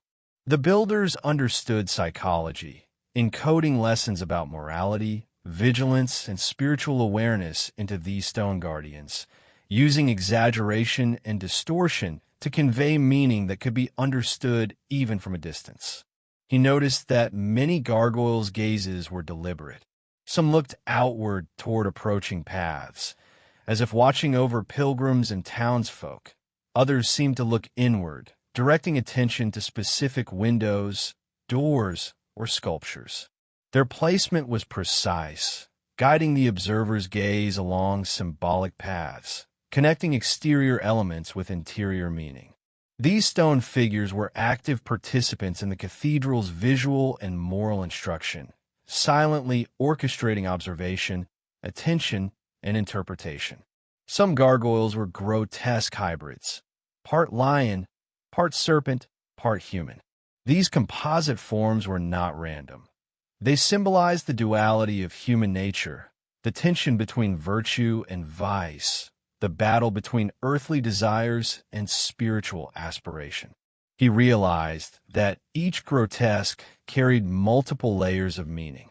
From afar, they warned of chaos and danger. Up close, they revealed subtle allegories about morality, human behavior, and divine oversight. The cathedral was teaching both fear and reflection through these carved figures. Rainwater flowed through many gargoyles, their open mouths serving as channels to the ground below. Yet this functionality was itself symbolic. The act of expelling water could represent the cleansing of sin, the removal of impurity, or the flow of divine judgment. Every element served dual purposes: practical, aesthetic, and symbolic.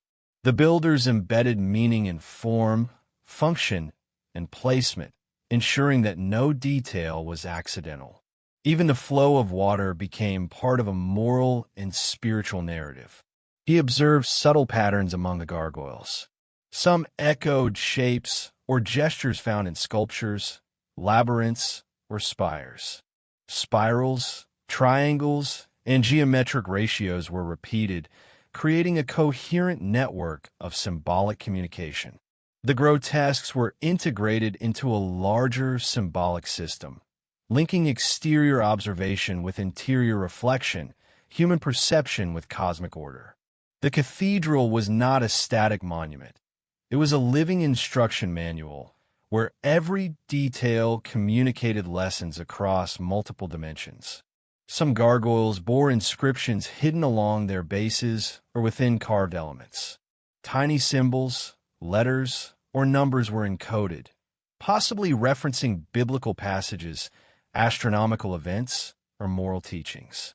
These hidden codes suggested that the gargoyles were not merely aesthetic or functional. They were also vessels for knowledge, waiting for careful observers to decipher them. The builders trusted future generations to engage actively with these messages, bridging centuries through observation and understanding. He noticed the emotional choreography of the gargoyles. Their fearsome expressions were balanced by figures of angels or saints nearby, creating a visual moral hierarchy. The grotesques reminded observers of danger and vice, while the sacred figures embodied virtue and protection. The placement and interaction of these figures were deliberate, guiding perception and thought, and creating a layered emotional experience that reinforced moral and spiritual lessons. Some gargoyles were intentionally provocative, depicting unusual or shocking forms. He considered why such images were necessary. The builders understood human psychology. Exaggeration and shock capture attention, provoke reflection, and make the lesson memorable. The grotesques were interactive teachers, using visual impact to instill caution, virtue, and awareness in the observer. Their grotesque forms were as much pedagogical tools as artistic flourishes. He reflected on the symbolism of elevated positioning. Perched high above the ground, gargoyles were visible yet distant, reminding observers of moral oversight, divine judgment, and spiritual vigilance. Their lofty placement required viewers to look up, both physically and metaphorically, engaging with higher perspectives, contemplation, and moral reflection.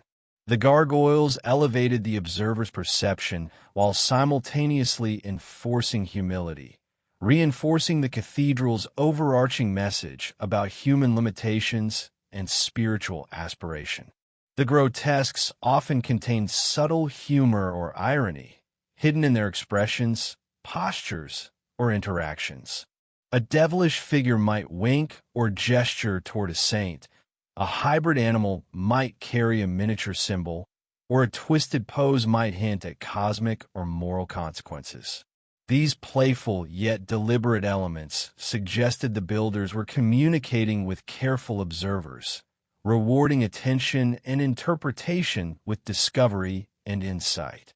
Finally, he realized that the gargoyles were guardians in every sense, protecting the cathedral physically, guiding the observer visually and morally, and preserving knowledge symbolically.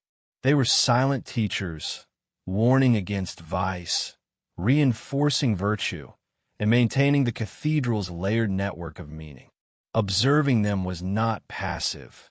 It required reflection, attention, and awareness. They whispered lessons across centuries, their stone forms enduring as messages for those willing to look, think, and perceive beyond the obvious.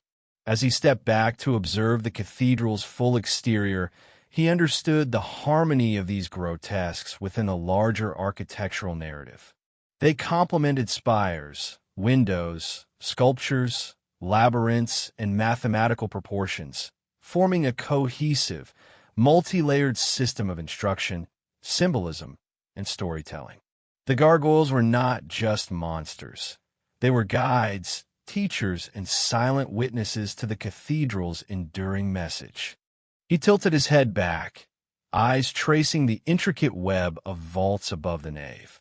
At first, they seemed like mere structural necessities, elegant solutions to the problem of supporting massive stone ceilings. But as he examined the patterns, the ribs, and the intersections, he realized the vaults were far more than functional. They were symbolic, instructive, and deeply coded, designed to convey hidden messages to those who knew where and how to look. The ribbed vaults formed geometric patterns that were impossible to ignore. Intersecting lines, pointed arches, and webs of stone created triangles, diamonds, and nested polygons, echoing the sacred geometry he had already observed in floors, windows, and spires. These forms were not accidental. They were deliberately calculated, a visual language linking the heavens and the earth. The vaults guided the observer's eye, directing thought and reflection as much as supporting the weight of centuries of stone. He traced the ribs along their full length, noting subtle variations. Some ribs were emphasized with carvings, others subtly angled to catch sunlight or candlelight in particular ways. The vaults were a choreography of light, shadow, and structure, revealing patterns only when viewed from specific vantage points. Master builders had understood perception, how angles, illumination, and perspective could convey meaning, transforming the vaults from static ceilings into active teachers of geometry, morality, and cosmic order. Symbols were hidden in plain sight. Carvings at intersections depicted angels, stars, floral motifs, and cryptic glyphs. Some were astronomical markers, aligning with solstices, equinoxes, or significant feast days. Others conveyed theological or philosophical principles, encoding lessons in proportion, morality, and divine order.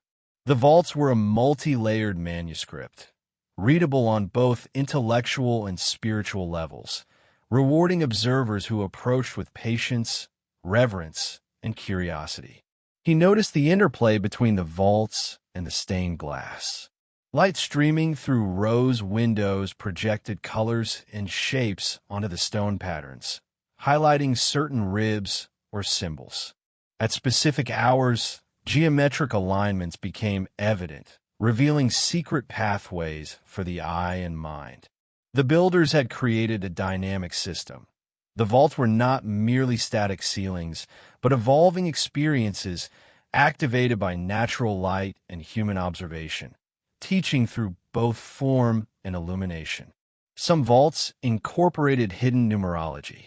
The number of ribs, the angles of intersections, and the proportions between panels corresponded to sacred numbers: 3, 7, 12, and multiples thereof. These numbers were symbolic, representing divinity, perfection, and cosmic cycles. The builders embedded this knowledge into the structure, creating a system where mathematics, spirituality, and architecture were inseparable. Observers who understood the significance of these numbers could unlock deeper layers of meaning, engaging with the cathedral as both a physical and intellectual experience. He considered the psychological impact of the vaults. Their soaring height, rhythmic patterns, and intricate details instilled awe, humility, and contemplation. Observers were compelled to look upward, lifting not just their gaze, but their thoughts and spirit toward higher truths. The vaults were a silent guide, orchestrating emotion and cognition, shaping perception through deliberate design. The cathedral's teachings were not only read with the eyes, but felt with the body and spirit. Some intersections contained deliberate anomalies, slight deviations in symmetry or proportion. These irregularities were subtle, perceptible only to the attentive observer. They suggested hidden codes, secrets, or lessons meant to challenge perception. The vaults, in these moments, became a puzzle, prompting reflection and engagement. The builders were communicating directly with future generations, trusting that careful observation and reasoning would reveal their intentions, bridging centuries through hidden instruction. He noticed recurring motifs in the vault carvings: stars, spirals, and interlocking geometric shapes that echoed forms elsewhere in the cathedral. A star motif in a ceiling panel mirrored patterns in the labyrinth below, creating a vertical and horizontal network of meaning. These connections suggested that the cathedral was conceived as a unified system, where every element, from floor to spire, was part of an orchestrated symphony of geometry, symbolism, and cosmic alignment. The emotional resonance of the vaults became evident as he observed them in different lighting conditions. Morning light illuminated patterns on one side, casting shadows that revealed hidden shapes. Afternoon light transformed these same ribs, highlighting entirely new alignments. Evening light bathed the vaults in warmth, emphasizing texture and depth. The cathedral's vaults were alive in perception, teaching observers through light, shadow, and geometry simultaneously. Each visit offered a new lesson, a new revelation, reinforcing the cathedral's enduring message across time and space. He considered the historical context. Medieval builders faced enormous technical challenges, yet they integrated symbolism, mathematics, and perception into solutions that were both functional and transcendent. The vaults were a testament to human ingenuity and devotion, blending practical necessity with spiritual and intellectual ambition. The cathedral was not a static relic. It was a living document designed to engage the senses, the mind, and the soul across generations. Some carvings on the vaults appeared to tell stories, depicting biblical events or allegorical lessons. But he realized these narratives were subtle, almost hidden, requiring attention to angles, alignment, and detail. Figures were interspersed within geometric patterns, teaching morality, cosmic principles, and spiritual truths simultaneously. The vaults were a complex manuscript, layered with meaning, a visual and intellectual dialogue between builders and observers across centuries. Finally, he understood that the vaults were a bridge. They connected the earth below to the heavens above, the tangible to the intangible, the observer to the divine. Every rib, arch, and carved intersection was a deliberate gesture, guiding attention, reflection, and understanding. The cathedral's vaulted ceilings were not mere stonework. They were a medium for teaching, storytelling, and revelation, whispering secrets of geometry, morality, and cosmic order to those who would listen carefully enough. As he stepped back to absorb the entire nave, he saw the cathedral anew. The vaults were not isolated structures. They were integral to a larger system of communication. They connected windows, spires, sculptures, and labyrinths into a unified symphony of light, geometry, and symbolism. The cathedral was a living manuscript, with the vaults serving as one of its most profound and awe-inspiring chapters, a sealing of secrets, instruction, and revelation spanning centuries. He descended slowly into the cathedral's floor labyrinth, a winding path carved into stone, its twists and turns echoing centuries of footsteps. At first glance, it seemed a simple decorative maze, a way to occupy the faithful during long services. But as he traced its intricate pathways, he realized it was far more than a physical puzzle. It was a symbolic journey, a microcosm of life, spirituality, and the search for truth. The labyrinth's design was deliberate. Its path meandered, doubling back on itself, forming concentric circles and complex spirals. Every curve and intersection was a teaching tool, designed to guide contemplation and reflection. Walking it was an exercise in patience and focus. Each decision point invited introspection, reminding the traveler of moral choices, spiritual trials, and the need for inner guidance. The labyrinth was not merely decorative. It was a pathway for the mind and soul. He noticed symbols embedded along the path, small carvings in the stone, subtle inscriptions, and miniature motifs that echoed patterns in the vaults and spires above. Triangles, stars, spirals, and interlocking circles repeated throughout, creating a hidden network connecting floor, walls, and ceiling. The labyrinth was a miniature universe, reflecting the cathedral's larger geometry and symbolism.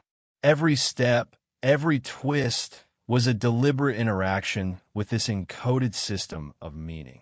Some sections of the labyrinth were narrow, forcing a slower pace, encouraging mindfulness and reflection.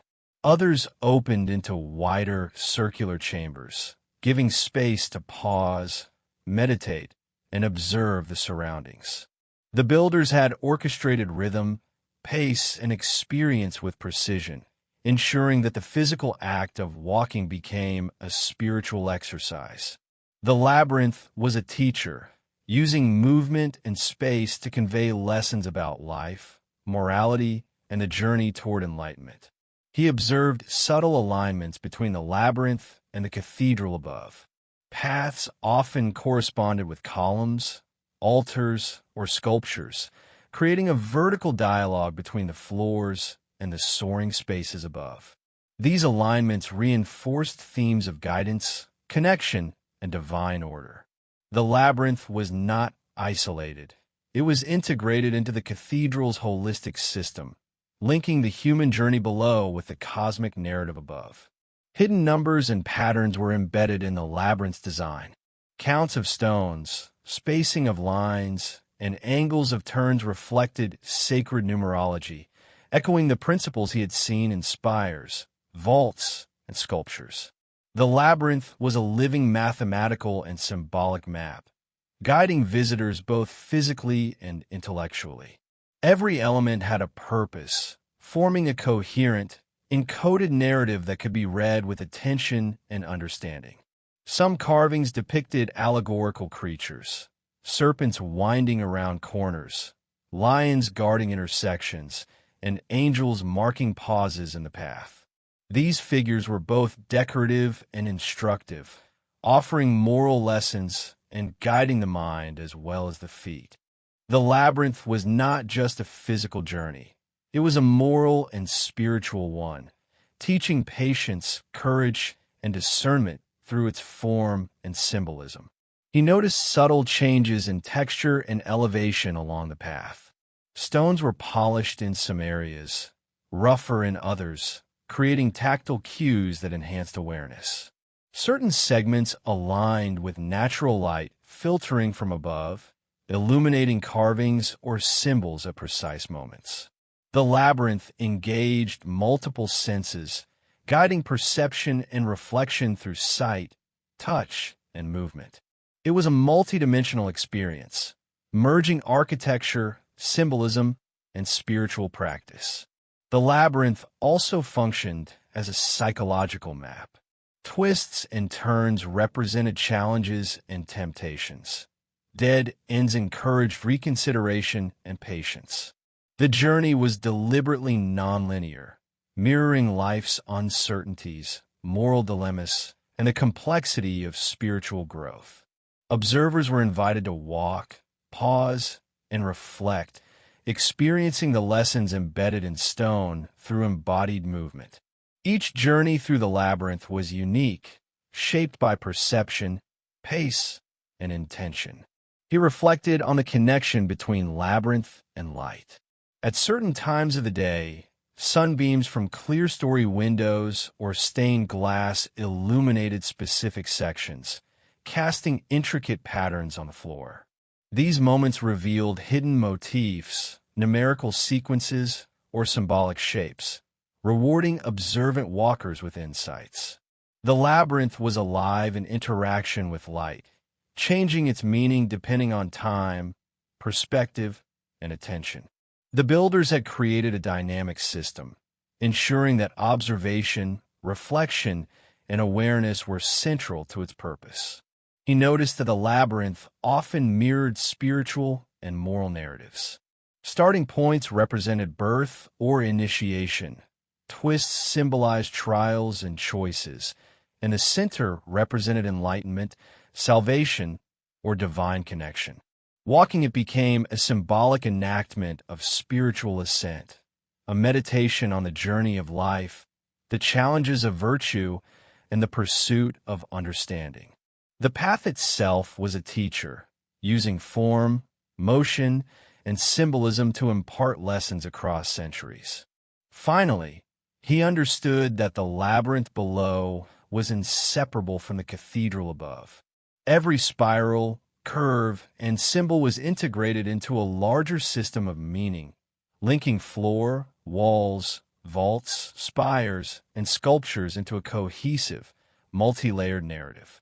The labyrinth was both a physical and spiritual guide, a meditation in stone, a dynamic system connecting human experience with divine insight. Walking it, observing it, reflecting upon it, he realized, was to engage with the cathedral's deepest secrets an invitation to participate in a conversation across centuries. As he stepped back, the labyrinth revealed itself not as mere decoration, but as a living, instructive instrument. Its twists and turns, symbols, alignments, and textures were all deliberate, a guide for body, mind, and spirit. He felt the cathedral whisper its secrets, inviting those willing to engage to discover the lessons carefully encoded in stone.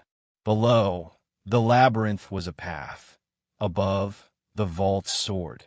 Together, they formed a unified narrative, bridging the earthly with the divine, guiding visitors along a journey of observation, reflection, and spiritual awakening. He paused in the center of the cathedral, letting his eyes adjust to the filtered glow of sunlight streaming through towering stained glass windows. At first, it was simply beautiful, splashes of color across stone floors and arches. But then he noticed something extraordinary. The light was not random. It was deliberate, choreographed, and meaningful. Every ray, every reflection, and every shadow had been carefully designed to convey messages, illuminate symbols, and guide perception. The cathedral's builders had understood the subtle power of light. Sunlight entering through rose windows or clear-story panels was aligned with architectural elements, casting beams across statues, altars, or inscriptions at precise moments. Certain patterns appeared only at specific hours, days, or seasons, marking feasts, solstices, and equinoxes. The light was a clock, a guide, and a storyteller, activating the cathedral's symbols in a rhythm synchronized with nature and spiritual observance. He observed that light revealed hidden patterns in sculptures and vaults. Shadows fell across carved reliefs, emphasizing gestures or symbols otherwise unnoticed.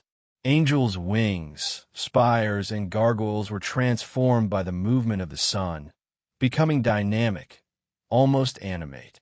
The builders had created an interactive system where illumination itself was a medium of communication. Observers were not passive.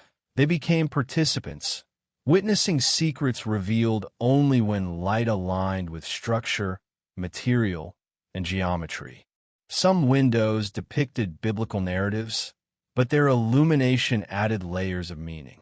A beam falling on a particular scene at sunrise might highlight a hidden symbol, a mathematical ratio, or a moral cue.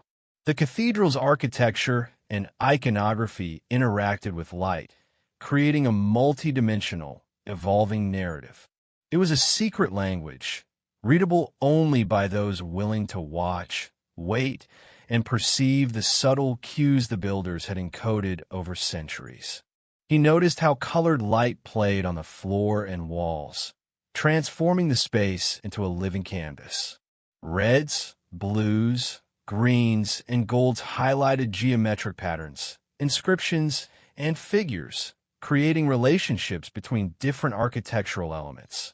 The light's interaction with space was intentional, guiding perception, revealing patterns, and linking floors, vaults, spires, and sculptures into a cohesive system of visual storytelling. The cathedral was a stage, and light was the actor, illuminating secrets, teaching lessons, and shaping experience. The timing of light was critical. At specific times of the day or year, sunlight fell across particular symbols, highlighting messages that were invisible at other moments.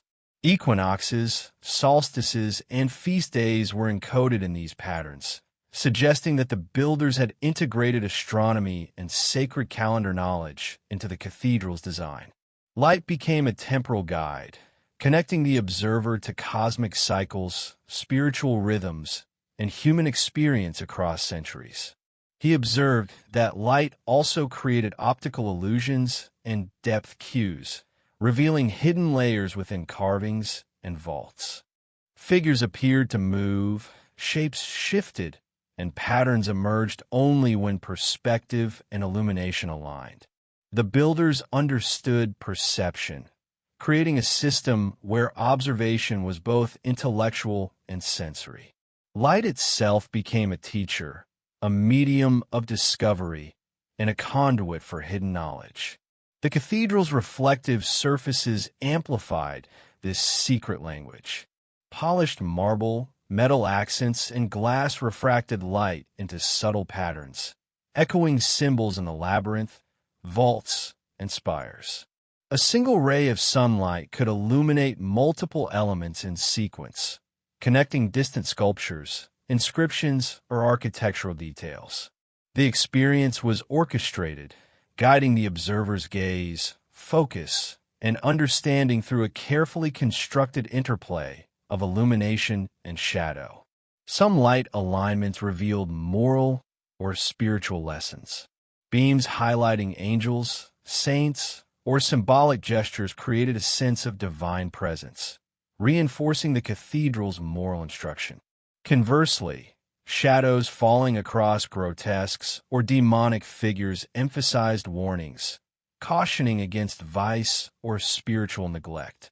The cathedral's use of light was didactic, transforming architecture into a medium of moral and spiritual engagement, teaching through both revelation and concealment. He realized that light was also a narrative device, linking exterior and interior spaces. Sunlight passing through rose windows created shapes on floors that aligned with labyrinths below or geometric patterns above. The cathedral was a continuous story where light connected heaven and earth, exterior and interior, observer and builder. Each shift in illumination revealed a new facet of the cathedral's symbolic system, making it a living, temporal manuscript that changed with time, season, and perspective. He considered the human experience of this secret language. Pilgrims, clergy, and visitors would witness changing patterns, some of which might remain unnoticed without careful observation. The cathedral rewarded attentiveness, patience, and reflection, teaching that truth often required time and awareness. Light was not merely aesthetic. It was a medium for engagement, contemplation, and revelation, shaping spiritual perception as much as visual experience. He noticed patterns of color repetition and rhythm, linking windows, sculptures, and vaults. Red might highlight a moral warning in a gargoyle, while blue illuminated a spiritual guide in an angel. Gold might trace a sacred geometric line connecting multiple elements. The builders had created a code of chromatic and directional meaning, a secret language communicated through light, perceptible only to those attuned to observation, reflection, and interpretation. Finally, he understood that the cathedral was alive in light. Each hour, each day, each season brought a new revelation, a new lesson, a new perspective. The builders had trusted time itself as a medium of instruction, creating a system where the movement of the sun revealed secrets, guided contemplation, and connected observer to divine and cosmic order. Light was not incidental. It was central, dynamic, and profound. As he stepped back and allowed the cathedral to fill his vision, he realized that the secret language of light was both a guide and a challenge. It demanded patience, awareness, and attentiveness, teaching that understanding required engagement. Light revealed, concealed, guided, and instructed, making the cathedral not merely a building of stone, but a living manuscript, a temple of perception, and a conduit to deeper understanding. He paused in the quiet shadow of the cathedral, contemplating not the stones, the light, or the labyrinths, but the minds behind them. The architects, master builders, and artisans who had conceived this monumental structure had left more than a building. They had embedded a legacy, invisible to casual observers, but present in every proportion, carving, and alignment. The cathedral was their signature, their message, and their challenge, whispered across centuries. The architects were not merely engineers or masons. They were scholars, visionaries, and philosophers. Each decision they made was infused with intention, reflecting knowledge of mathematics, geometry, astronomy, theology, and psychology. They understood that a building could be more than shelter or spectacle. It could be a teaching tool, a moral compass, and a repository of wisdom. Their work was both practical and profound, a marriage of art, science, and philosophy. He studied subtle inscriptions hidden in corners, under arches, and along columns. Many bore the names of master builders or cryptic symbols that hinted at personal philosophies, secret orders, or esoteric knowledge. These signatures were never ostentatious. They were discreet, integrated seamlessly into the structure, visible only to those willing to search. The architects were leaving evidence of their existence, a way to communicate with attentive observers long after their own lifetimes. Some carvings and geometric alignments were unusually precise, suggesting knowledge beyond contemporary norms. Ratios, proportions, and hidden sequences hinted at a sophisticated understanding of mathematics and cosmology. The architects had not only mastered construction, but had encoded intellectual and spiritual systems into stone, creating a cathedral that was simultaneously a sacred space and a scholarly manuscript. Each element carried meaning, each measurement mattered, and each alignment was deliberate. He noticed repeated symbols unique to specific architects, subtly marking contributions to various sections. These were not signatures in the modern sense. They were encoded in artistry, proportion, and style. A particular flourish on a gargoyle, a unique curvature in a rib, or a hidden motif in a labyrinth tile was a silent signature, a way for the master builders to communicate with future generations. These signatures suggested a culture of pride, devotion, and secrecy, where knowledge was carefully encoded and transmitted through design. The hidden legacy extended beyond artistry. Certain spatial arrangements, alignments, and structural innovations reflected forward-thinking understanding of physics and engineering. Ribbed vaults, flying buttresses, and towering spires were not only visually stunning, but also structurally revolutionary. The architect's genius ensured that the cathedral would endure for centuries, a testament to skill, foresight, and devotion. Their legacy was both intellectual and tangible, manifest in stone and space alike. He observed patterns suggesting mentorship and collaboration. Multiple hands had contributed to the cathedral, yet the work was coherent, unified, and harmonious.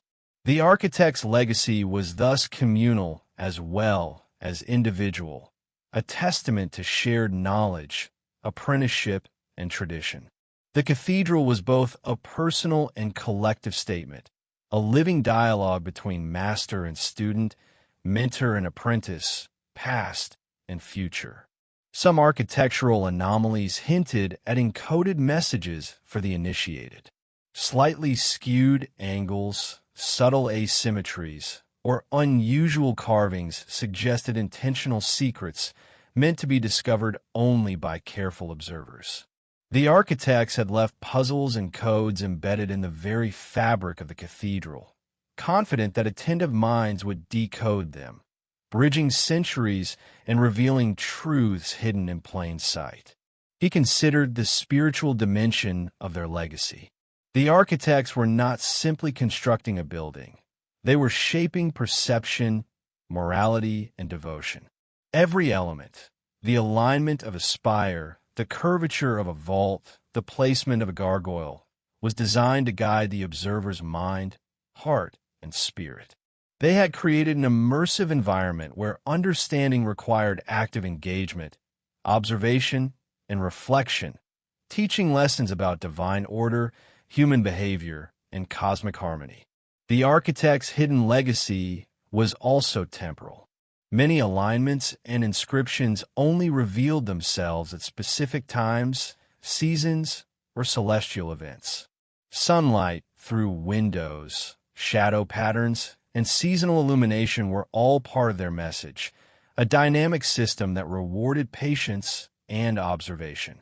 They had trusted time itself as a medium for instruction, ensuring that their knowledge, moral guidance, and wisdom would be discovered progressively across generations.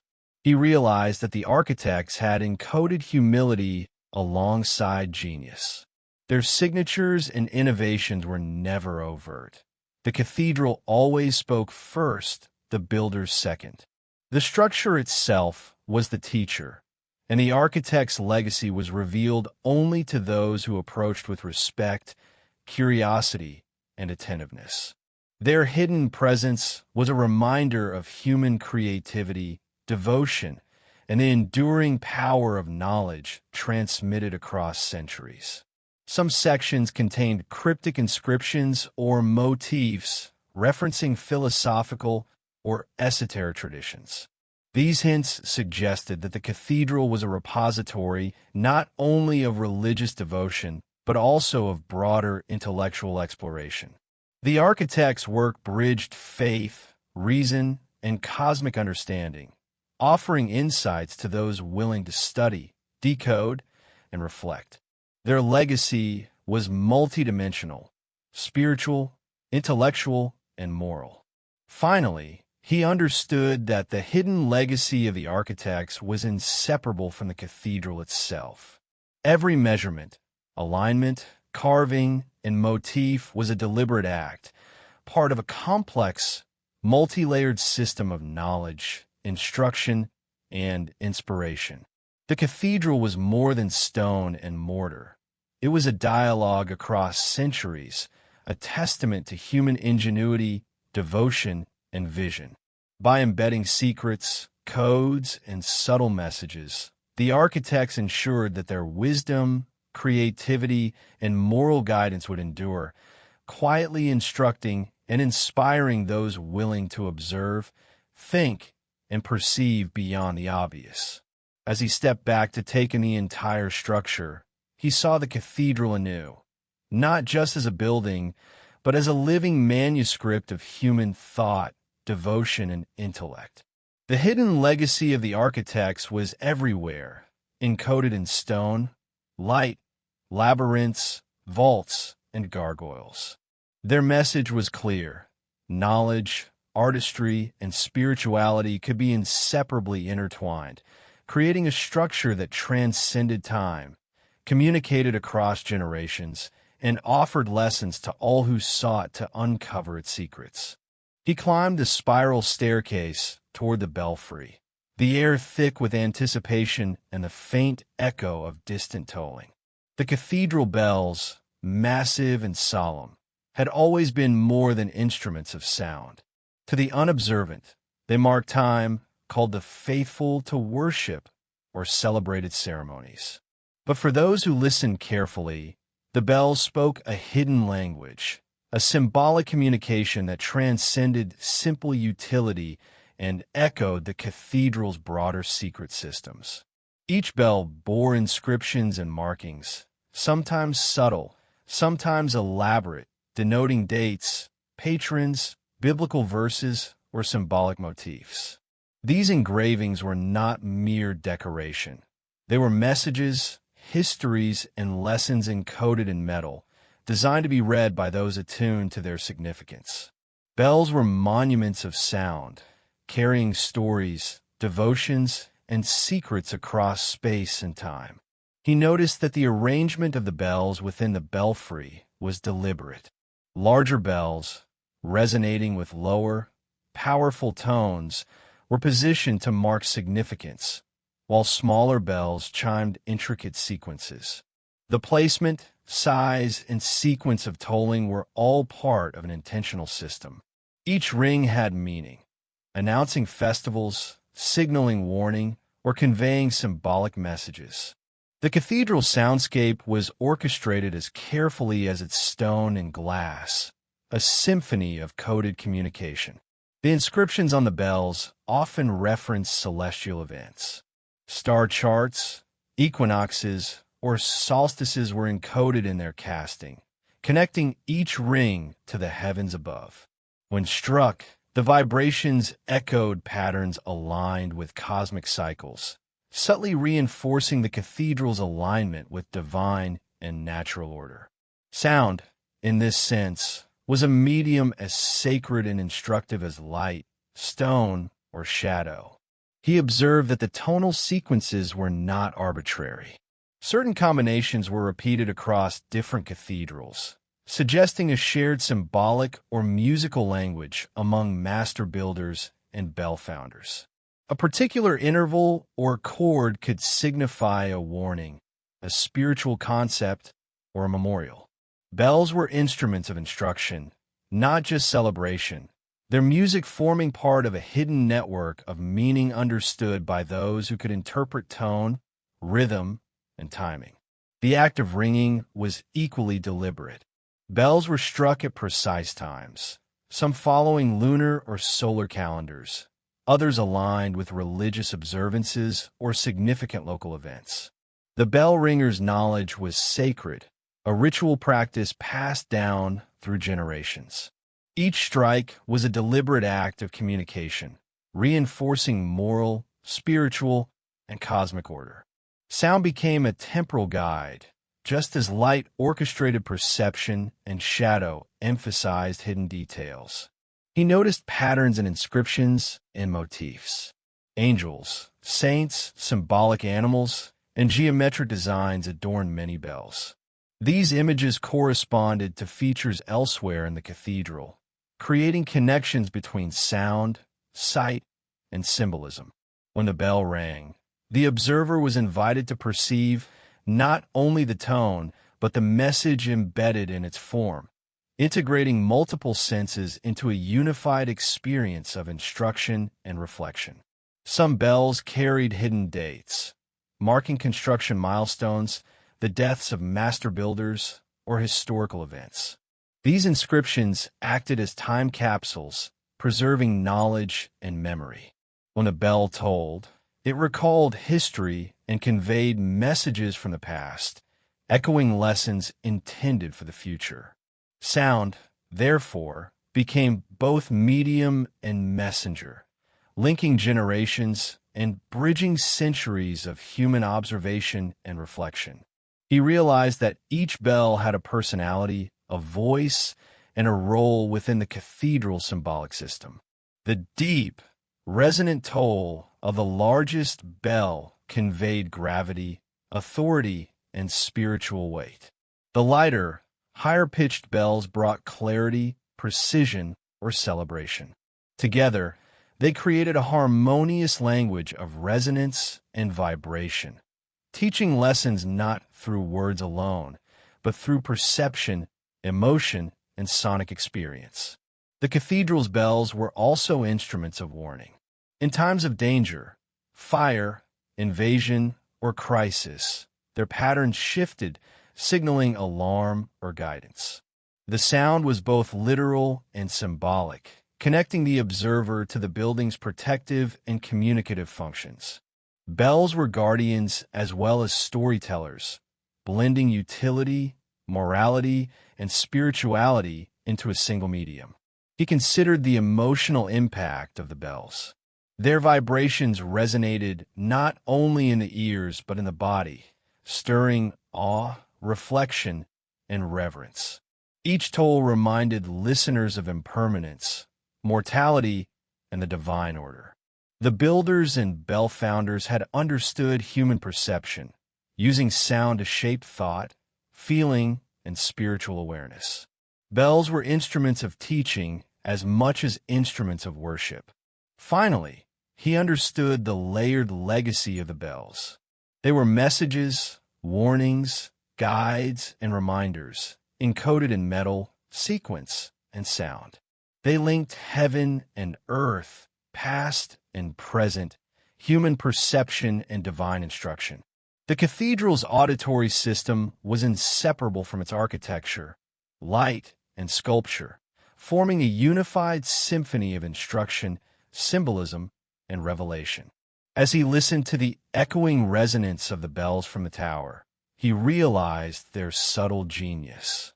They communicated not only with the people who lived near the cathedral, but with the very fabric of the building, harmonizing with light, shadow, labyrinths, and vaults. The bells were alive, speaking a secret language that required attentiveness, reflection, and understanding, a testament to the ingenuity, devotion, and encoded wisdom of the cathedral's creators. He stepped back into the quiet of the cathedral, considering not the stone, the light, or the bells, but the hand that had commissioned this monumental structure. Every detail, every innovation, every secret inscription owed its existence to a patron whose vision shaped the building, yet whose presence was deliberately obscured. This hidden patron was more than a financier. They were an orchestrator of ideas, influence, and legacy, leaving traces of ambition, devotion, and secrecy throughout the cathedral. Historical records hinted at wealth, power, or devotion, but the full story remained elusive. The patron's motives were layered, combining religious fervor, personal ambition, and social strategy. Funding a cathedral was an act of devotion, yes, but also a statement of influence, a demonstration of vision and control over both material and spiritual realms. Every stone laid, every vault raised, every bell cast carried the subtle imprint of their intent. He noticed hidden symbols throughout the cathedral that suggested the patron's influence. Certain carvings, coats of arms, and discrete emblems appeared repeatedly, encoded in architecture, sculpture, and stained glass. They were subtle, almost invisible to casual observers, yet consistent enough to indicate deliberate placement. These marks were a signature in disguise, a quiet proclamation of presence, authority, and taste left for attentive eyes to discover. The patron's influence extended beyond decoration. They dictated alignment, proportion, and symbolic focus, guiding the architects in their interpretation of sacred geometry, celestial orientation, and moral instruction. The cathedral became an extension of their vision, a physical manifestation of both spiritual aspiration and personal ideology. In every rib, spire, and carving, one could sense the patron's hand shaping intent, subtly orchestrating experience, perception, and moral reflection. He observed financial decisions that impacted design. Choices of material, scope of ornamentation, and scale of construction reflected the patron's priorities, wealth, and vision. More than mere sponsorship, the patron wielded power over aesthetics, symbolism, and technical innovation. The cathedral became a canvas on which they projected both devotion and ambition, carefully balancing grandeur with subtlety, spectacle with secrecy. Some inscriptions suggested that the patron had a personal spiritual agenda. Certain motifs appeared repeatedly in multiple locations. Angels in motion, geometric patterns, or specific biblical references. These were not arbitrary. They reflected a philosophy, a guiding principle, or a moral lesson the patron valued. The cathedral, through these encoded messages, became an instrument of their ideology, transmitting beliefs, ethics, and devotion through architecture, light, and sound. He considered the tension between public image and private intent. The patron's name might be recorded in historical documents or foundation stones, but their deeper influence remained hidden. By embedding meaning in subtle forms, aligning spaces, and integrating symbols, they shaped experience for generations while remaining largely invisible. The hidden patron had mastered the art of influence, using architecture as both a tool and a language of silent communication. Some decisions seemed designed to challenge perception. Unusual angles, concealed inscriptions, or unique combinations of symbols suggested that only the observant, patient, or initiated would perceive their full significance. The patron's intention was not to dominate, but to guide, to reward reflection, and to leave a lasting mark on the human experience of the cathedral. Their presence was felt more than seen, encoded in space, sound, light, and stone. He noted the interplay between patron, architect, and builder. The hidden patron had shaped direction, but allowed skilled craftsmen to execute vision creatively, blending personal guidance with professional expertise.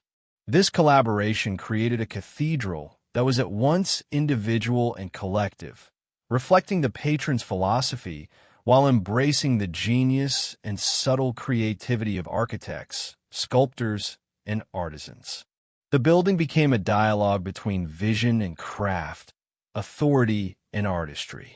The patron's hidden legacy extended to moral and spiritual instruction.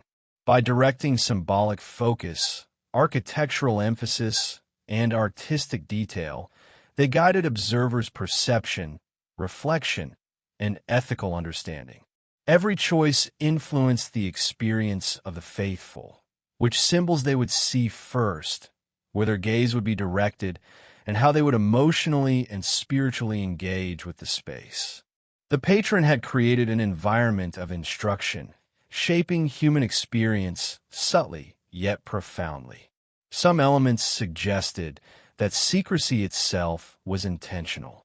The patron's influence was encoded rather than explicit, hinting at knowledge meant only for attentive, reflective minds. The cathedral was a puzzle, an archive, a moral and spiritual instrument. Those who noticed subtle references, recurring motifs, or hidden alignments would gain insight not only into the building, but also into the mind and intentions of the one who commissioned it. Secrecy became a tool for engagement, discovery, and contemplation. He reflected on the broader implications. The hidden patron had created not just a cathedral, but a layered communication system, a structure that spoke across time, conveying moral, spiritual, and intellectual lessons. Wealth and power were transformed into wisdom and reflection, devotion and knowledge. The building itself was their voice, guiding perception, shaping moral understanding, and leaving an enduring imprint on those willing to observe and think. Finally, he realized that the hidden patron's legacy was inseparable from the cathedral's other secrets. The labyrinth below, the vaults above, the language of light, the subtle influence of gargoyles, and the resonance of bells. Together, these elements formed a coherent system, a multidimensional narrative that required engagement and reflection to fully comprehend. The patron's hand was everywhere, yet nowhere, shaping experience, guiding discovery, and transmitting lessons across centuries. As he walked through the nave, he felt the presence of the hidden patron not as a figure in history, but as an influence woven into the very essence of the cathedral. Their vision was embedded in stone, light, sound, and space, waiting to be discovered, interpreted, and understood. The hidden patron had transformed wealth, ambition, and devotion into a lasting dialogue with humanity, leaving a signature that spoke across time, invisible yet profound, subtle yet undeniable. He stepped into the choir, the air vibrating with a subtle resonance that seemed almost alive. The space was more than an area for singers. It was a carefully designed acoustic chamber, a spiritual amplifier, and a symbolic heart of the cathedral. Every stone, every column, and every placement of wood or metal contributed to a deliberate orchestration of sound and meaning, designed to elevate both music and mind. The choir was aligned with precision, reflecting both celestial and moral geometry. Columns were spaced to create harmonic resonance, ensuring that chants and hymns carried clearly, lingering in space like an invisible halo. Sound traveled intentionally, interacting with vaults and arches to create layers of reverberation, guiding the listener's perception and deepening emotional impact. The architects and acousticians were masters of both physics and symbolism, merging them seamlessly into sacred space.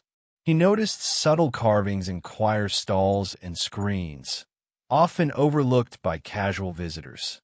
Angels, saints, and symbolic motifs adorned each seat, not merely as decoration, but as guides for meditation and reflection. Each motif corresponded to aspects of liturgy, moral lessons, or spiritual narratives. Choir members, immersed in song, were both performers and participants in a carefully orchestrated visual and auditory dialogue, unaware at times that their voices activated centuries of embedded symbolism. The acoustics revealed secrets of proportion and intention. The height of ceilings, the curvature of arches, and the spacing of columns created natural amplification and echo patterns. Every note, every syllable, and every pause had meaning, emphasizing certain liturgical phrases, highlighting moral instruction, or evoking awe and contemplation. Sound was a living component of the cathedral, shaped as carefully as the vaults above or the labyrinth below. He observed that the choir's layout echoed celestial order. The arrangement of stalls, positioning of altars, and orientation of screens aligned with stars, equinoxes, and solstices. The music performed within these precise coordinates became a living reflection of the cosmos, connecting human devotion with cosmic rhythms. Choir, architecture, and light worked in unison, teaching harmony, order, and divine structure through every chant and hymn. Some motifs and carvings suggested hidden narratives. Angels in mid-flight pointed toward altars, stars, or hidden inscriptions. Certain patterns repeated throughout the choir and nave, echoing symbols in vaults, windows, and labyrinths. The space was designed as a multi-sensory manuscript, with music, sight, and symbolism interwoven to instruct, inspire, and guide. Choir members, observers, and pilgrims became participants in this living lesson, experiencing the cathedral as both sacred space and symbolic archive. He noticed the role of light within the choir. Sunlight filtering through stained glass illuminated specific areas during particular hours, highlighting carvings, inscriptions, or altar positions. These illuminated moments revealed hidden connections, moral lessons, or spiritual cues, creating a dynamic interplay between visual, acoustic, and symbolic elements. The choir was alive in both sound and light, a medium of instruction and revelation for those attuned to its messages. The arrangement of seating and screens also reflected social and spiritual hierarchy. Certain stalls were reserved for clergy, dignitaries, or patrons, while others emphasized humility and devotion. This organization was not only functional but symbolic, teaching lessons about order, authority, and human interaction. The hidden messages of structure, sound, and positioning were subtle, requiring careful observation to perceive fully, yet they shaped experience profoundly. He noticed repeated motifs in woodwork and stone, intertwined vines, geometric forms, and subtle numerical patterns. These patterns were mirrored in other parts of the cathedral, creating a continuity of meaning between choir, nave, vaults, and labyrinths. The space was a layered narrative where music, light, architecture, and symbolism intersected. Choirs were both performers of music and readers of sacred geometry, enacting a story embedded in structure, form, and resonance. The choir also carried historical memory. Inscriptions, carvings, and even the arrangement of seats commemorated patrons, architects, and historical events. Music performed within these walls became a living echo of history, reminding participants and observers of continuity, devotion, and legacy. The sound of a chant was thus more than spiritual. It was a bridge across time, connecting present worshipers with the intentions and influences of generations past. He realized that the choir functioned as a living instrument, resonating with both spiritual and symbolic significance. Each note was amplified by architectural form, each pause punctuated by shadows, and each melody harmonized with the cathedral's broader geometrical and symbolic system. Music became a medium of instruction, a moral guide, and a spiritual experience, intertwined with light, labyrinth, vaults, and a subtle presence of the hidden patron. The choir's mysteries extended to sound timing. Certain phrases, when sung at specific hours, aligned with sunlight or shadow to create symbolic effects. A note might fall across an altar at sunrise. A shadow might emphasize a carving at noon, or a choir member's movement could draw attention to a hidden symbol. The cathedral's design orchestrated these interactions with precision, creating a layered and evolving experience of sound, light, and symbolism.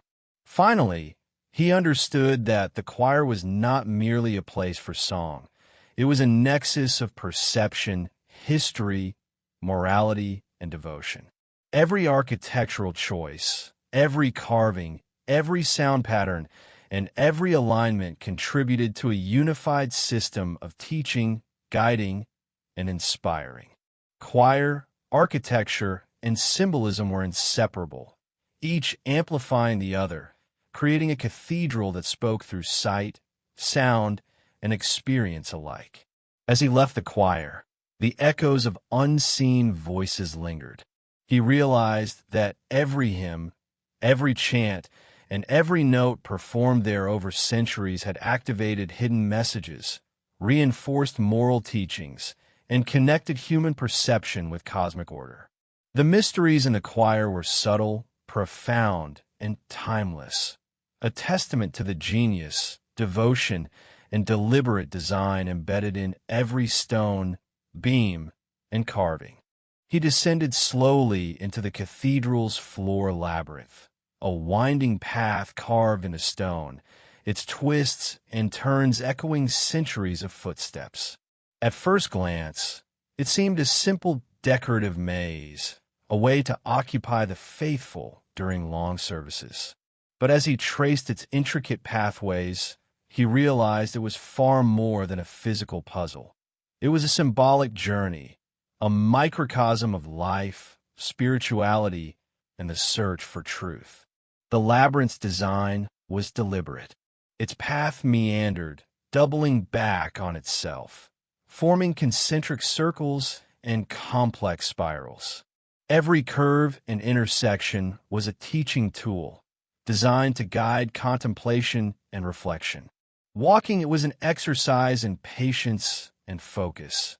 Each decision point invited introspection, reminding the traveler of moral choices, spiritual trials, and the need for inner guidance. The labyrinth was not merely decorative. It was a pathway for the mind and soul.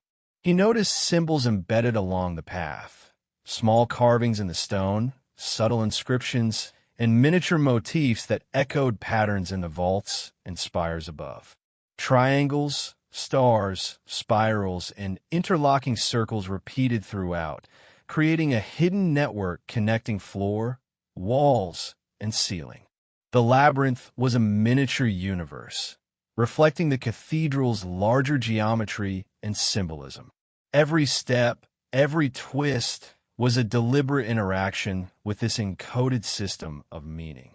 Some sections of the labyrinth were narrow, forcing a slower pace, encouraging mindfulness and reflection. Others opened into wider, circular chambers, giving space to pause, meditate, and observe the surroundings. The builders had orchestrated rhythm, pace, and experience with precision, ensuring that the physical act of walking became a spiritual exercise. The labyrinth was a teacher, using movement and space to convey lessons about life, morality, and the journey toward enlightenment. He observed subtle alignments between the labyrinth and the cathedral above. Paths often corresponded with columns, altars, or sculptures, creating a vertical dialogue between the floors and the soaring spaces above. These alignments reinforced themes of guidance, connection, and divine order. The labyrinth was not isolated. It was integrated into the cathedral's holistic system, linking the human journey below with the cosmic narrative above. Hidden numbers and patterns were embedded in the labyrinth's design. Counts of stones, spacing of lines, and angles of turns reflected sacred numerology, echoing the principles he had seen in spires, vaults, and sculptures. The labyrinth was a living mathematical and symbolic map, guiding visitors both physically and intellectually. Every element had a purpose, forming a coherent, encoded narrative that could be read with attention and understanding. Some carvings depicted allegorical creatures, serpents winding around corners, lions guarding intersections, and angels marking pauses in the path. These figures were both decorative and instructive, offering moral lessons and guiding the mind as well as the feet. He descended into the dimly lit archive, the scent of parchment, ink, and aged wood filling the air. This hidden chamber, tucked beneath the cathedral's soaring arches, was more than a library. It was a vault of knowledge, a repository of secrets, and a cryptic chronicle of human ambition, devotion, and genius. Within these walls lay manuscripts, codices, and records that had survived centuries, many deliberately encoded to preserve wisdom for those with the insight to interpret it. The chronicles contained layers of information. Some were mundane, recording construction details, finances, or clerical transactions. Others were cryptic, blending history, moral instruction, and esoteric knowledge. Symbols, marginalia, and unusual letter forms suggested hidden meanings, intelligible only to those versed in sacred geometry, numerology, or linguistic puzzles. The cathedral's story was encoded not only in stone and light, but in written record, a textual dimension of its intricate system of instruction. He noticed recurring motifs across manuscripts: angels, labyrinths, geometric patterns, and allegorical figures.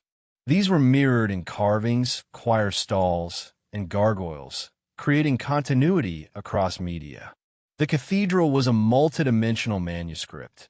Text, architecture, and symbol were interdependent, each enhancing comprehension of the other. Understanding the chronicles required observation, reflection, and a willingness to perceive connections invisible at first glance. Some manuscripts contained cryptic dates and coordinates, corresponding to celestial events or construction milestones. Equinoxes, solstices, and feast days were encoded alongside numeric and symbolic patterns. The record suggested that builders and patrons meticulously synchronized written knowledge with architectural and artistic elements, ensuring that lessons, symbols, and wisdom extended across both time and space. He found marginalia in unexpected places, notes by architects, patrons, or monks who had interacted with the documents over centuries. Some were practical, others philosophical, yet many hinted at deeper truths, subtle warnings, or instructions meant only for attentive readers. The chronicles were alive, continually shaped by generations, their secrets layered and evolving, inviting exploration and contemplation. Certain codices revealed moral and spiritual instruction hidden within narrative. Stories of saints, biblical events, or historical episodes were embedded with numeric codes, allegorical references, or symbolic illustrations. These texts were not meant merely to inform. They were designed to provoke reflection, challenge assumptions, and guide behavior. Knowledge was encoded morally, spiritually, and intellectually, forming a holistic system of education through hidden narrative. He observed deliberate use of cryptography. Letters, symbols, and patterns were sometimes inverted, mirrored, or sequenced in ways that obscured immediate meaning. Only careful examination and cross-referencing with architectural features, light patterns, or symbolic motifs elsewhere in the cathedral would reveal the intended message. The chronicles functioned as both record and puzzle, rewarding patience, intellect, and curiosity. Some manuscripts documented the hidden patron's influence, the architect's signatures, or historical anomalies, providing context to the cathedral's mysteries. These records hinted at unspoken motivations, esoteric knowledge, or philosophical frameworks guiding construction. The chronicles were a bridge between intention and perception, revealing the invisible threads that connected patrons, builders, and observers across centuries. He noticed patterns of repetition, echoing forms found in labyrinths, choir stalls, and vaults. A symbol in a manuscript might correspond to a carving above, a shadow cast by a window, or a musical note in the bells. The cathedral was a symphony of interwoven systems: text, sound, light, and stone, each medium reinforcing the others, each layer containing encoded instruction and insight for the discerning observer. The archives themselves were carefully protected, accessible only to select individuals. This exclusivity emphasized the value and power of the knowledge contained within, reinforcing that wisdom required attention, discretion, and engagement. The cathedral was thus a guardian of secrets, teaching that access to understanding was earned through observation, patience, and devotion. He realized that the cryptic chronicles were more than historical record. They were instruments of continuity. Generations of observers, scholars, and practitioners had added marginalia, updated references, and encoded new layers of insight. The cathedral's story was dynamic, evolving, and preserved across time. The chronicles connected past and present, shaping perception, understanding, and moral awareness for those willing to engage deeply with the encoded knowledge. Finally, he understood the scope of the chronicles' purpose. They were a repository of human aspiration, spiritual guidance, and intellectual pursuit, hidden in plain sight but layered with protective ambiguity. They connected patrons, architects, builders, and observers in a temporal dialogue, ensuring that the cathedral remained a living, teaching entity. The written record complemented the physical, symbolic, and auditory layers of the building, forming a multidimensional system of instruction, reflection, and revelation. As he carefully replaced a manuscript in its shelf, he felt the weight of centuries. The cryptic chronicles were alive in intention and effect, linking stone, light, sound, and symbolism. Each document was a key, a puzzle, and a message waiting to be discovered and interpreted. The cathedral's true story was a tapestry of material, sound, light, and text, a multidimensional dialogue across time, orchestrated by minds who understood that knowledge, secrecy, and wisdom could endure if carefully encoded and preserved. He descended into the cathedral's subterranean passages, the air heavy with the scent of damp stone and the faint echo of distant footsteps. Below the grandeur of light, vaults, and choir, a labyrinth unfolded, a hidden network of tunnels, alcoves, and chambers. This was not mere architecture. It was a deliberate creation, a symbolic, spiritual, and moral landscape etched into the earth. Every corridor, turn, and dead-end carried meaning, designed to test perception, guide reflection, and reveal secrets to those who ventured within. The labyrinth was an intellectual and spiritual puzzle. Its design suggested careful thought, balancing complexity with coherence. Each turn was deliberate, sometimes leading to illumination, sometimes to challenge, always to introspection. Pilgrims, clergy, or initiates navigating the labyrinth were engaged in an exercise of focus, humility, and perception. The path itself became a teacher, guiding behavior, observation, and thought. The labyrinth was a microcosm of life, mirroring both moral and spiritual journeys. He observed carvings along the walls, faint but deliberate. Symbols of virtue, vice, cosmic order, and human struggle were etched into stone, often mirrored in motifs above ground, on gargoyles, choir stalls, and vaults. The labyrinth was a physical text, encoding knowledge and moral instruction in architecture itself. Visitors were challenged to decode meaning through observation, reflection, and experience, encountering lessons embedded in both geometry and symbolism. The paths were intentionally confusing yet purposeful. Dead ends were as significant as corridors, representing moral pitfalls, human error, or spiritual distraction. Correct pathways often led to small altars, light wells, or hidden inscriptions, rewarding patience, insight, and attentiveness. The labyrinth was a teacher of endurance, perception, and reflection, testing not just navigation, but the mind and spirit of those who entered. He noticed alignments with celestial and structural features above. Some corridors corresponded to solar and lunar paths, creating light patterns at specific times of year. Shadows, reflections, and natural illumination interacted with carvings and inscriptions to reveal hidden messages. The subterranean design was not isolated. It mirrored the cathedral above, linking the human experience below with cosmic and spiritual order above.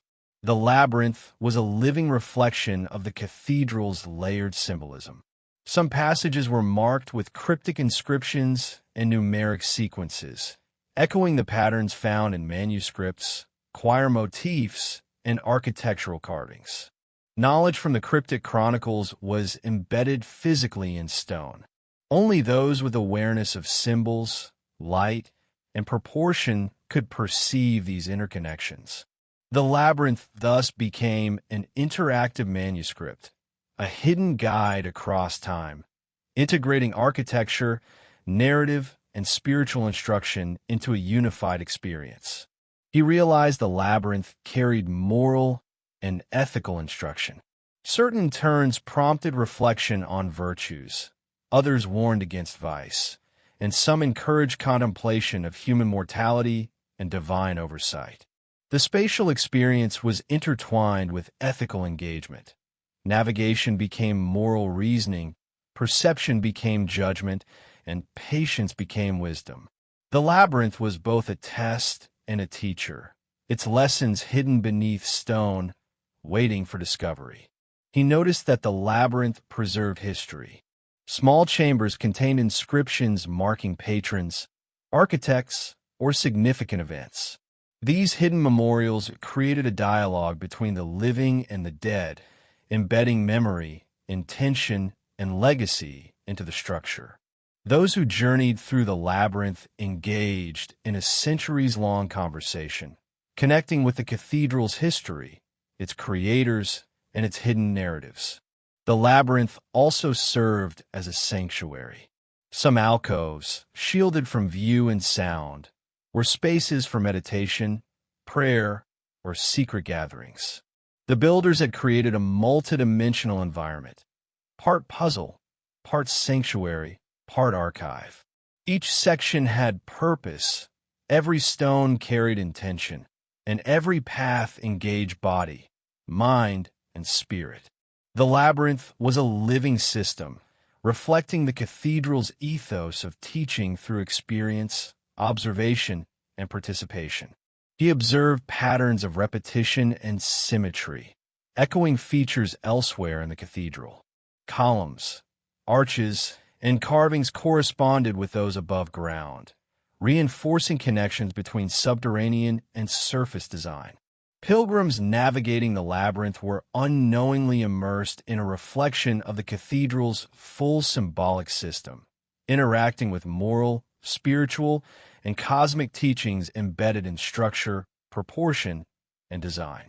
Some chambers contained hidden relics, inscriptions, or coded objects. These were not random.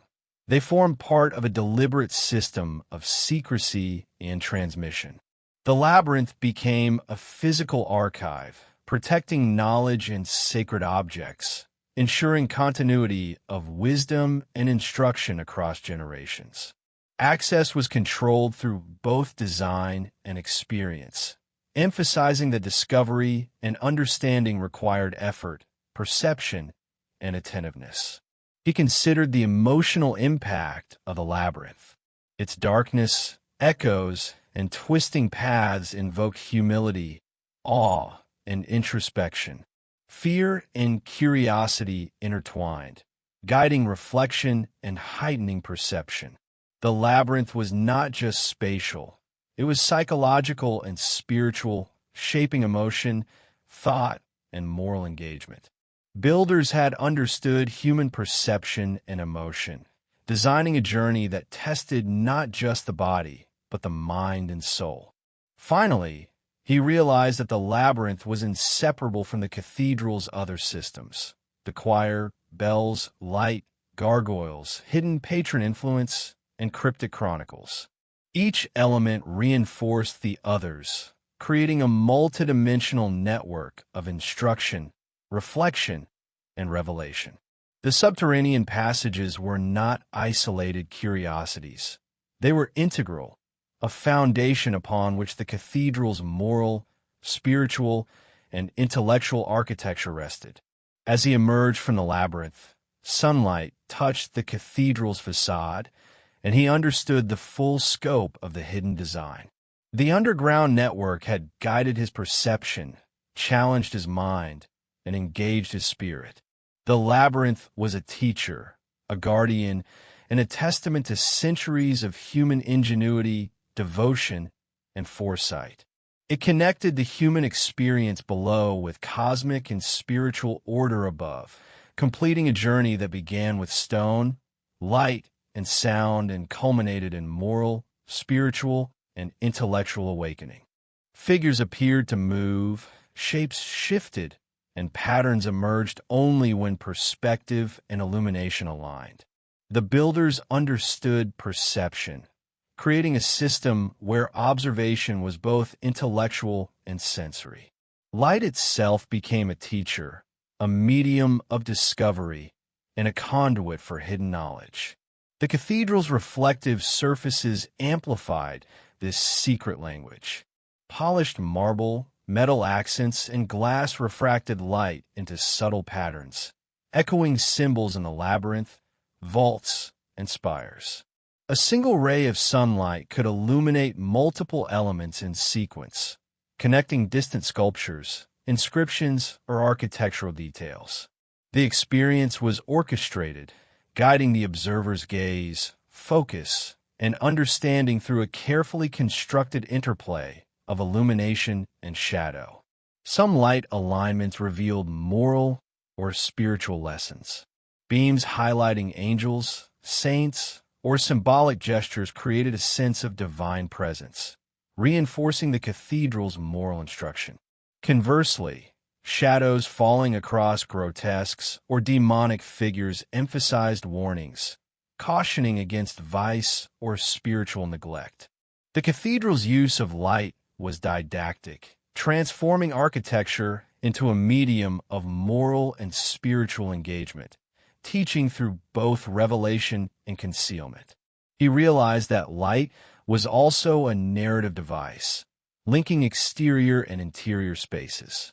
Sunlight passing through rose windows created shapes on floors that aligned with labyrinths below or geometric patterns above.